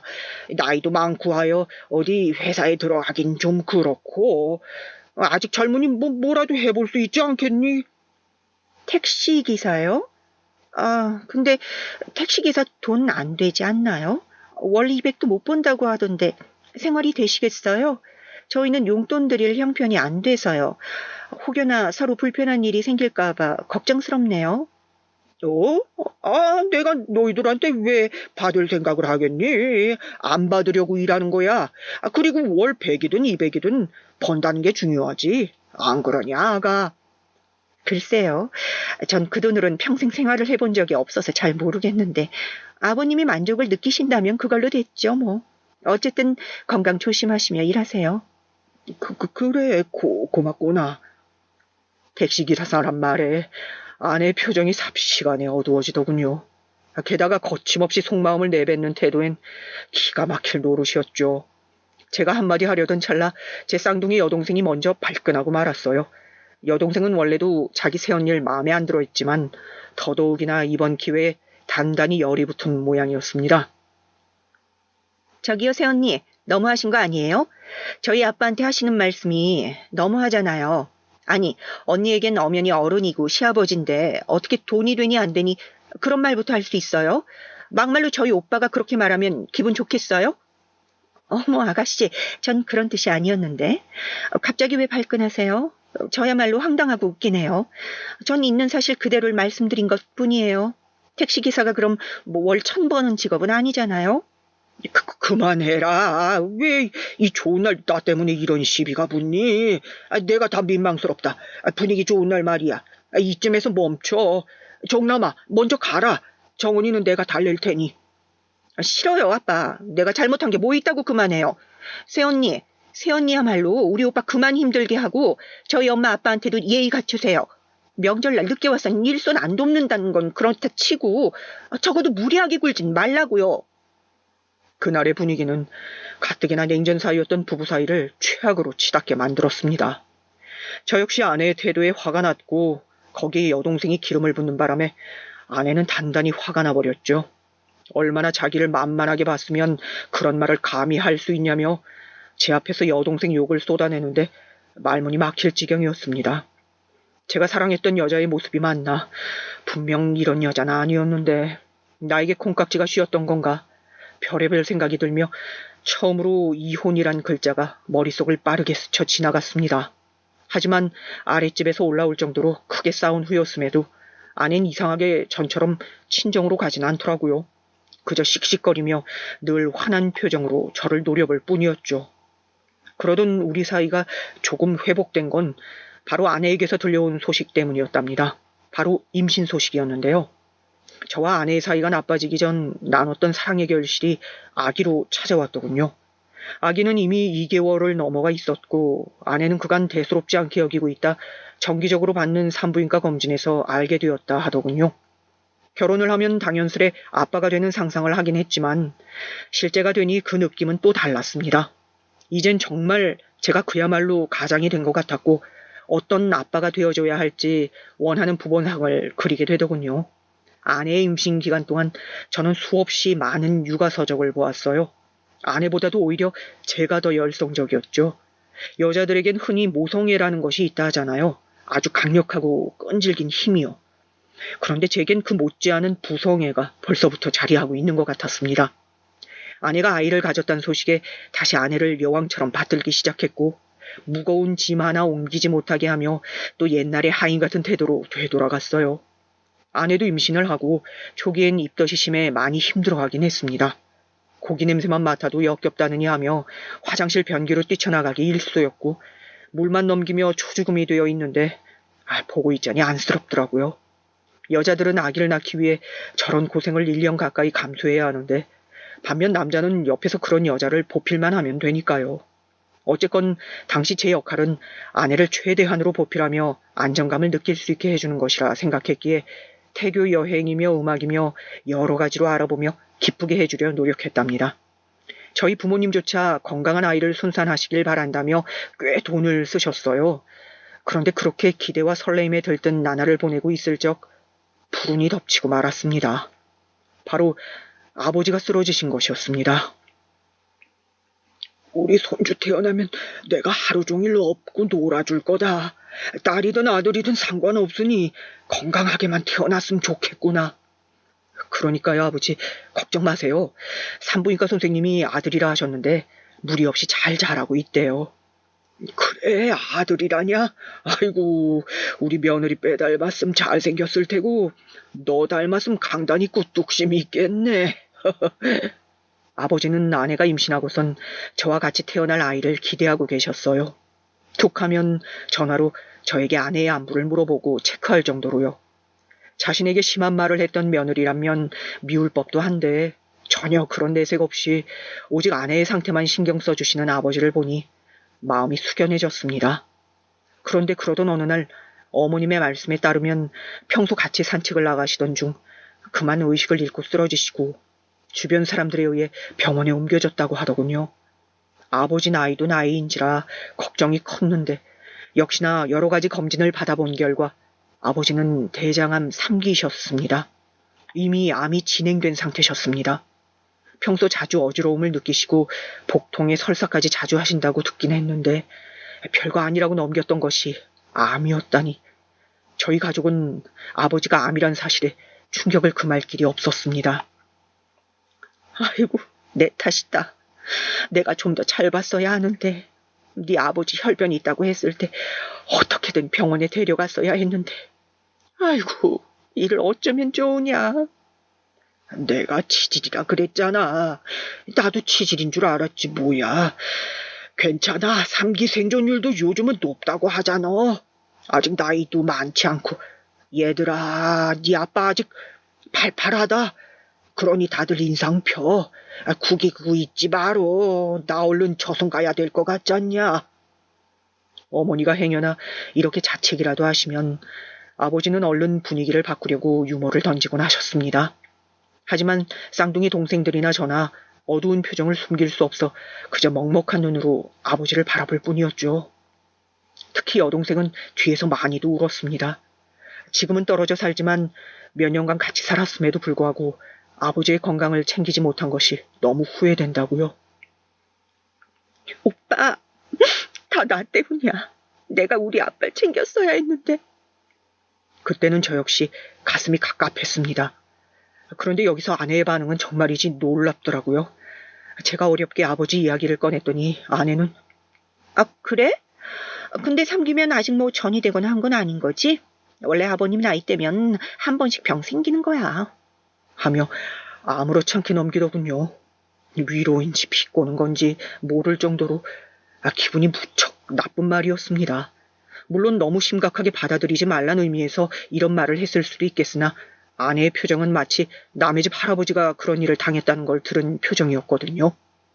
할 말이 없어 그대로 문을 닫고 들어가는데 아내는 그 와중에도 자신은 친구들과 저녁 모임이 있으니 알아서 밥 먹으란 말을 하고 나가더군요.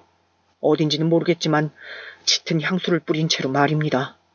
도대체 저게 일반적인 며느리의 반응일까요? 아마 키우던 개가 아프다고 해도 이보단 정성을 들인 반응일 겁니다. 어떻게 저런 식으로 말을 할 수 있는 걸까요? 생각할수록 열이 받아 화가 치밀어 오르는데 아내가 친절히 문자까지 보내었더라고요. 여보, 3기면 다행인 거야. 그리고 내 신발장에 있는 구두 그거 안으로 넣어놔줘. 먼지 타면 안 되니까. 내일 친구 결혼식장에 입고 갈 거거든. 정이 떨어진단 말이 무엇인지 새삼 실감하게 되더라고요. 아무리 임신한 아내였지만 그때만큼은 아내가 전혀 사랑스러워 보이지 않았으며 아내와 아이가 함께할 단란한 가정의 모습도 그려지지 않았어요. 마음이 식으니 미래에 대한 달콤한 꿈조차 허상으로 느껴지더군요. 입덧이 사라진 아내는 임신한 몸으로도 밖으로 잘 쏘다녔습니다. 그리고 그 와중에 저희 아버지를 보러 가겠다느니 하는 예의상의 언급은 전혀 없었죠. 보다 못한 제가 먼저 그래도 가족인데 가서 얼굴이라도 봐야 하지 않겠냐고 요구를 하자 어쩔 수 없이 간다는 듯 그 전날부터 인상을 찡그리고 있더군요. 자기 힘들다는 갖은 티를 다 내면서요. 몸도 무거워 죽겠는데 뭐 하는 거람. 아유 진짜 요즘은 임신 중기돼도 애 떨어지는 일 많다던데. 아내의 중얼거림은 최대한 신경 쓰지 않으려 애썼습니다. 그리고 아버지를 함께 찾아뵈었는데 아내가 의외로 아버지에게 딱딱하게 굴지 않더라고요. 사근사근하게 구는 것까지는 아니어도 힘드시겠다느니 푹 쉬어야 한다느니 그런 형식적인 말들이라도 하려는 노력이 엿보였습니다. 아이고 임신한 가운데 와준 것만으로도 미안하고 고마운데 이쁜 말까지 참 내가 복이 많기도 하지. 이런 며느리 드리려고 지금껏 살아있었나 보네. 요즘 항암 치료를 받아서 기운도 없고 많이 힘들었는데 우리 며느리가 오니 절로 힘이 난다. 그러게요 여보. 당신 요즘 계속 식욕 없다고 그랬잖아요. 피곤하다고. 이 양반 요즘 누워있기만 하거든. 항암 약이 독한가 봐. 그러게요. 거기다 아버지 손발도 많이 벗겨주셨네요. 약 부작용인 거예요? 수족 증후군이라고 원래 이런 거래. 무기력하고 피곤한 것도 그렇고. 사실 아버지의 상태는 많이 안 좋아 보이셨어요. 중간중간 농담을 던지시며 아버지답지 않은 식의 분위기를 띄우려고 노력하시는데 속으론 정말 눈물이 많이 났답니다. 직장 동료들에게 조언도 구해보고 암에 걸려본 환자분들의 글도 보면서 어떻게든 희망을 찾으려고 노력하고 있었는데 상태가 썩 안 좋아 보이니 자꾸 부정적인 생각이 들더군요. 하지만 티를 내면 아버지가 더 속상해 하실 것 같아 저도 일부러 별다른 말을 하지 않고 아내와 집으로 돌아가고 있었는데요. 그때 일이 벌어진 겁니다. 아내가 갑자기 차를 세우더니 커피를 한 잔 마셔야겠다고 하더라고요. 그래서 급하게 아내가 먹는 스타벅스 커피 지점을 검색해 그쪽으로 차를 대고 차 안에서 아내를 기다리고 있었는데요. 아무리 기다려도 아내가 나오지 않는 겁니다. 혹시나 무슨 일이 있는가 해서 저도 차에서 나와 아내가 들어간 스타벅스 카페 안으로 들어갔어요. 사람들이 많아 아내를 찾기가 어려워 전화를 걸려는데 2층에 올라가니 거기서 어떤 여자의 목소리, 아주 익숙한 목소리가 들리더군요. 저희 아내의 목소리였어요. 깔깔 웃으며 아주 명랑한 목소리로 누군가를 대차게 까고 있더군요. 그게 누구인지 알고 나자 화가 치받아 도저히 아내의 이름을 부를 수가 없었습니다. 그러니까 아니 내가 그 노인네 수발 들라고 할까봐 얼마나 걱정했는지 몰라. 비 맞춰드리려고 웃어주고 난리도 아니었다니까. 거기다 수족 증후군인지 뭔지 모르겠지만 손발도 다 까져가지고 무좀같이 더러워 죽겠어. 나는 못 쳐다보겠더라고. 순간 입덧처럼 올라오는 걸 허벅지 꼬집어가며 참았지 뭐니. 아무튼 고행이었다 고행.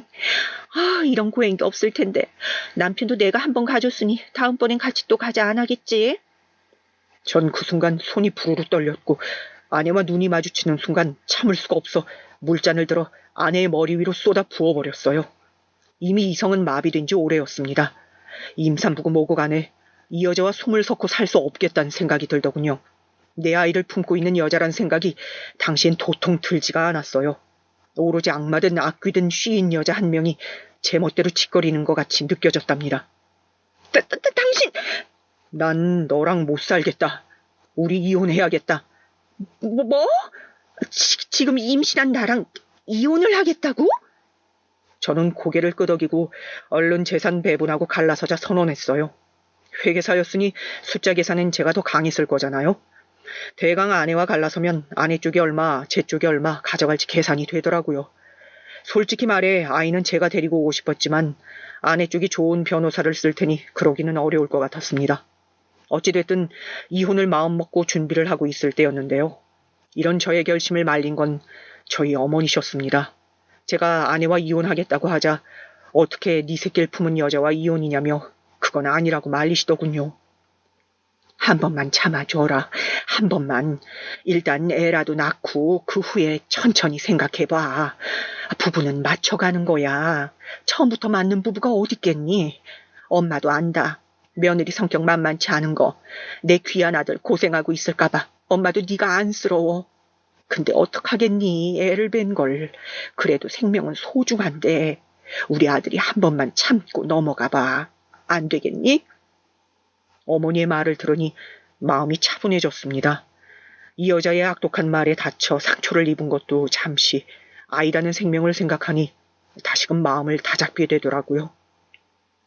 그래, 일단 아이를 낳고 난 뒤 천천히 생각해보자. 그러고 나면 뭐든 결론이 나겠지. 어떤 방향으로든. 많은 고민을 했지만 저는 결국 아내와의 이혼을 무르게 되었습니다. 아내 역시 자신이 한 말이 경솔했다는 건 알았는지 사과는 하더군요. 그리 진정성 있는 사과였는지는 모르겠지만요. 그래, 나도 알아. 내가 좀 말이 가볍게 나올 때가 있는 거. 외국에 오래 살아 그런지 자꾸 내 의사와는 다르게 말이 나와. 미안해. 사실 아픈 아버님한테 그렇게 말하는 건 도리가 아닌데 나도 말이 심했어. 정말 반성하고 있어. 당신 외국 생활 결코 오래 한 것도 아니고 설사 오래 했다고 해도 그런 말은 하면 안 되는 거지. 이번 한 번만 넘어가는 거야. 우리 애 생각해서. 그래, 알았어. 아무쪼록 그렇게 아내와 제 사이는 급하게 봉합되어 출산이란 과정까지 함께 가게 되었습니다. 아내가 건강한 아들을 출산해 그 아들이 내 품에 안겨 있을 땐 참 여러 기분이 들었습니다.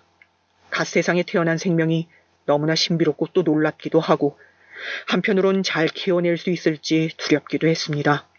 그리고 다시 예전에 품었던 마음까지는 아니더라도 시간이 지날수록 이혼에 대한 생각도 조금 사그라들었어요. 아내는 육아 자체를 힘들어했기에 저희는 도우미 아줌마를 써서 육아를 시작했습니다. 낳아놓았지만 제 자식에 대한 생각은 크게 안 드는지 아내는 아이가 울면 너무 스트레스 받아 하고 짜증부터 내더라고요. 하다못해 도와주시는 아주머니도 저에게 그러더군요. 그 와중에 전혀 상상치 못한 예상치 못한 사실까지 알게 되었고요. 애기 엄마가 애를 안 좋아했나 봐. 아이고 참 여러 집 돌아다녔지만 저렇게 애를 싫어하니 크면 더 힘들어하겠는데. 아, 네, 그러네요.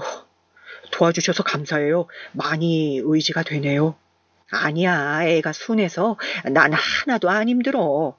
그나저나 저번에 애기 엄마가 하는 말 들었는데 요즘 처가 떼기 힘들다며.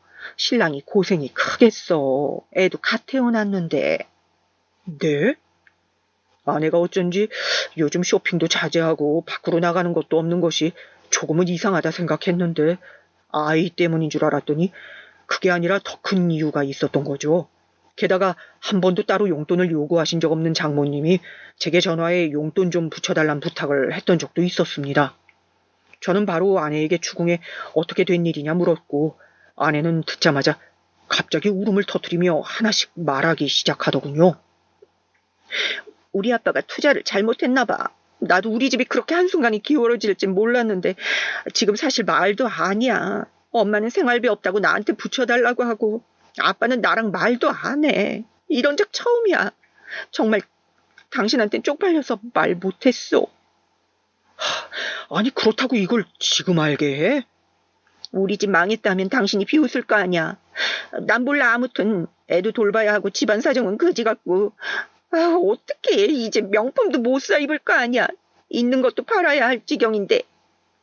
자기네 집 사정이 무너져가고 있다는데 거기다 대고 옷 걱정이나 하고 있는 아내가 철없이 보이긴 했지만 그럼에도 엉엉 울며 제발 좀 살려달라고 말하는 아내를 보니 마냥 뿌리칠 수는 없었습니다. 내 직업이 회계사야. 적어도 우리 굶을 일은 없어. 저는 그렇게 말하고 한참 동안이나 아내를 위로했습니다. 아내 역시 그때부턴 항상 노는 친구들과의 연이 끊겨 그런지 아기를 낳은 이후로는 주로 집안에만 머물며 안 하던 집안일도 하고 된장찌개라며 맹맹한 된장국을 끓여내놓기도 하고 그러더군요. 저는 그 모습이 썩 나쁘지 않았습니다. 어쩌면 이 모습이 제가 가장 꿈꿔왔던 가정의 모습이었어요. 아마 이때가 결혼한 이래 처음으로 아내와 제 관계가 잘 봉합되었던 시기였던 것 같습니다. 갑과 을의 관계가 아닌 아이를 키우는 동등한 부부의 관계로요. 그러던 중 저는 두 가지 불행을 한꺼번에 겪어야 했답니다. 우선 어머니로부터 들은 아버지의 소식이었습니다. 듣자마자 들고 있던 전화기를 떨어뜨리지 않기 위해 안간힘을 써야 했어요. 아버지가 갑자기 쓰러져 병환이 급속도로 나빠지기 시작했다고, 의사로부터 마지막을 준비해야 한다는 말을 들었다고 하더군요. 이럴 수가. 안 돼요, 아버지. 저는 아버지 앞에선 차마 할 수 없는 말을 전화기에 대고 끄끄대며 토해냈습니다. 결코 상상하고 싶지 않던 미래, 그것이 현실이 되자 너무나 두렵고 무서웠습니다. 아버지를 잃은 상실감을 어떻게 견딜 수 있을지 벌써부터 겁이 났죠. 아버지도 의사에게 이 말을 전해 들었는지 마지막을 준비하시는 유서를 써놓으셨는데, 서랍 속에 있는 유서를 발견하자마자 그만 또 눈시울이 적혀지고 말았죠. 정남아, 우리 귀한 장남, 아버지가 속 많이 썩였지. 널 정말 잘 키우고 싶었는데 마음처럼 안 되어서 떠나는 길 마음이 무겁기 그지없구나. 너는 부디 나와 같은 전철을 밟지 말고 하나뿐인 아들 내 손주 잘 키워주길 바란다. 아버지도 하늘에서 우리 손주 잘 클 수 있도록 지켜보고 있을게. 언제나 사랑한다, 내 아들. 아버지! 아버지의 유서를 안고 오열하는 제 옆에서 아내는 멀뚱멀뚱 아기를 끌어안고 있었습니다. 자기는 감정이 메말랐는지 눈물이 안 난다고 하더라고요. 그런데 그러한 불행도 잠시 이와 비슷한 크기의 불행이 저를 기다리고 있더군요. 어느 날 퀵서비스가 제 사무실 앞에 도착했습니다. 작은 크기의 봉투였고 그 안엔 USB가 들어있었는데 정확히 저에게 보내는 영상물이었습니다. 김정남 씨에게라는 말까지 적혀 있었으니까요. 그 영상물엔 너무나 충격적이어서 차라리 눈을 감고 싶은 내용이 담겨 있었죠. 혹시나 몰라 사람들이 다 퇴근하고 홀로 남은 사무실에서 그 영상을 재생시켰는데 놀랍게도 아내가 등장하더군요. 위에서 찍은 모습이었지만 확연히 아내인 걸 알 수 있었어요. 마치 이상한 약이라도 한 듯 이상한 표정을 하고선 호텔방 구석구석을 기어다니더군요. 갑자기 혀로 침대를 핥기도 하고 바닥에 머리를 찍기도 하는 기이한 행동들도 했어요. 그리고 곧이어 남자들이 들어왔는데 남자들은 모두 발가벗은 채였고 그 뒤는 말하지 않아도 아실 거라 생각합니다. 전도 볼 수가 없어 영상물을 끄곤 한참 숨을 사겨야 했습니다. 마음을 조금 진정시키고 나니 누군가 도대체 왜 나한테 이걸 보낸 걸까 궁금해지더군요. 그런데 그건 소포 안에 들어있는 짧지만 강렬한 말로 설명할 수 있었습니다. 안녕하세요. 용기를 내어 이렇게 적어봅니다. 저와 김정남 씨의 와이프 되시는 분은 옛날 미국에서 함께 유학을 한 사이입니다. 최근까지도 연락을 했던 사이고요. 지금 보신 영상 보면 아시겠지만 언니는 환각을 유도하는 약을 먹고 있습니다. 근데 그걸 주변 사람들에게도 권해 다른 사람 인생까지 피폐하게 만들고 있어요. 언니 집안이 망했다는 건 들으셨을 거예요. 그 때문인지 어디서 구한지 모를 저 약을 다른 사람들에게 계속 전하고 있는데 저도 제 동생도 그 피해자 중 한 명입니다. 부디 언니를 말려주시고 언니의 집안에도 알려주세요. 제가 말하면 언니가 저라는 걸 알 것 같아 남편분께 부탁드립니다.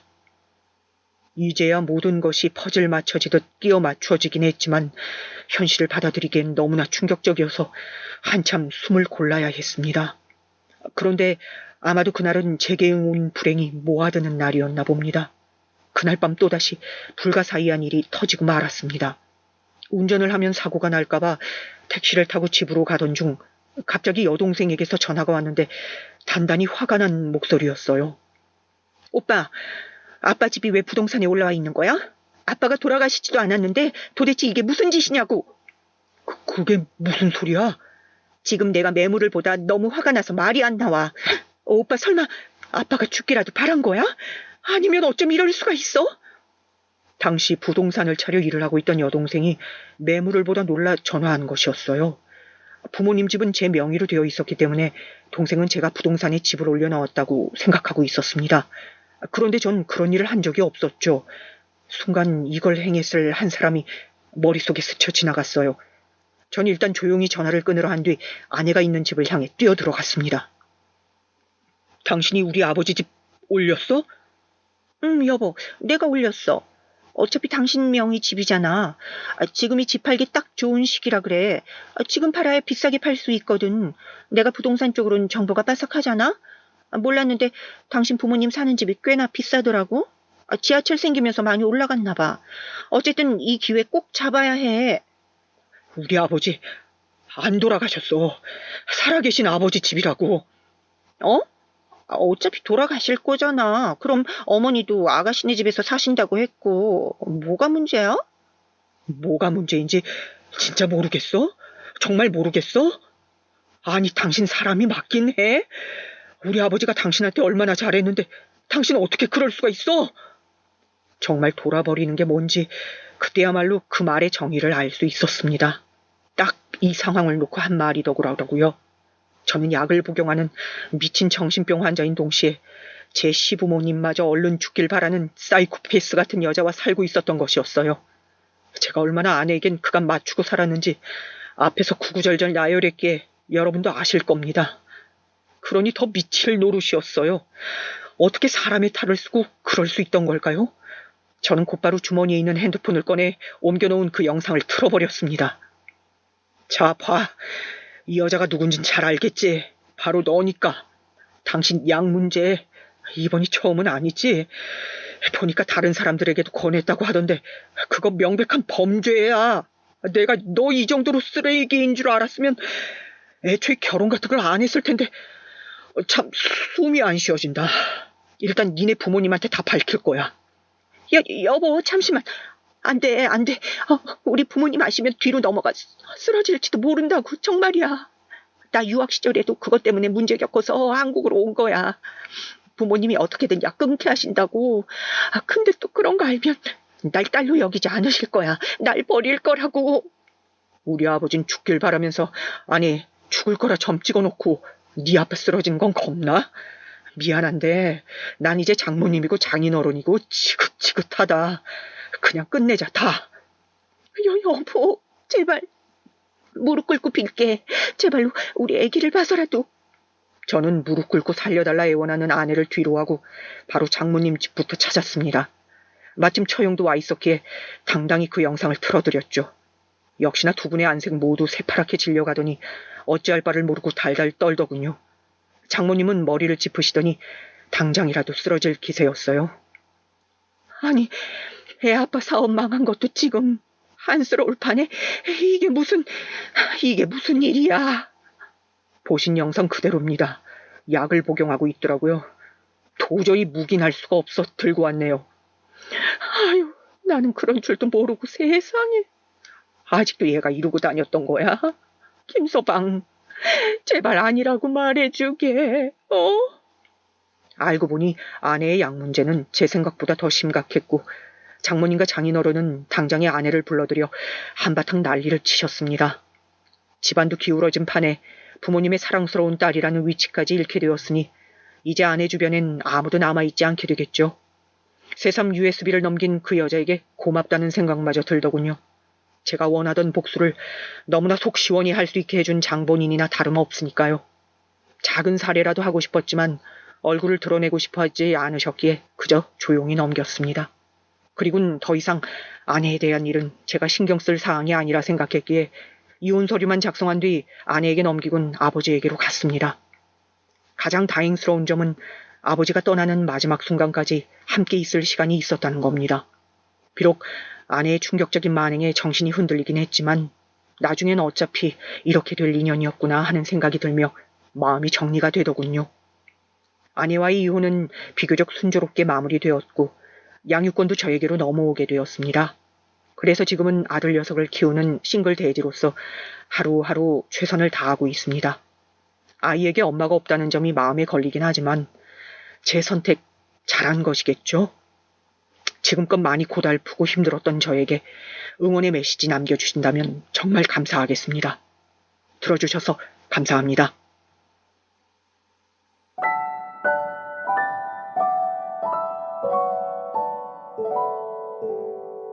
you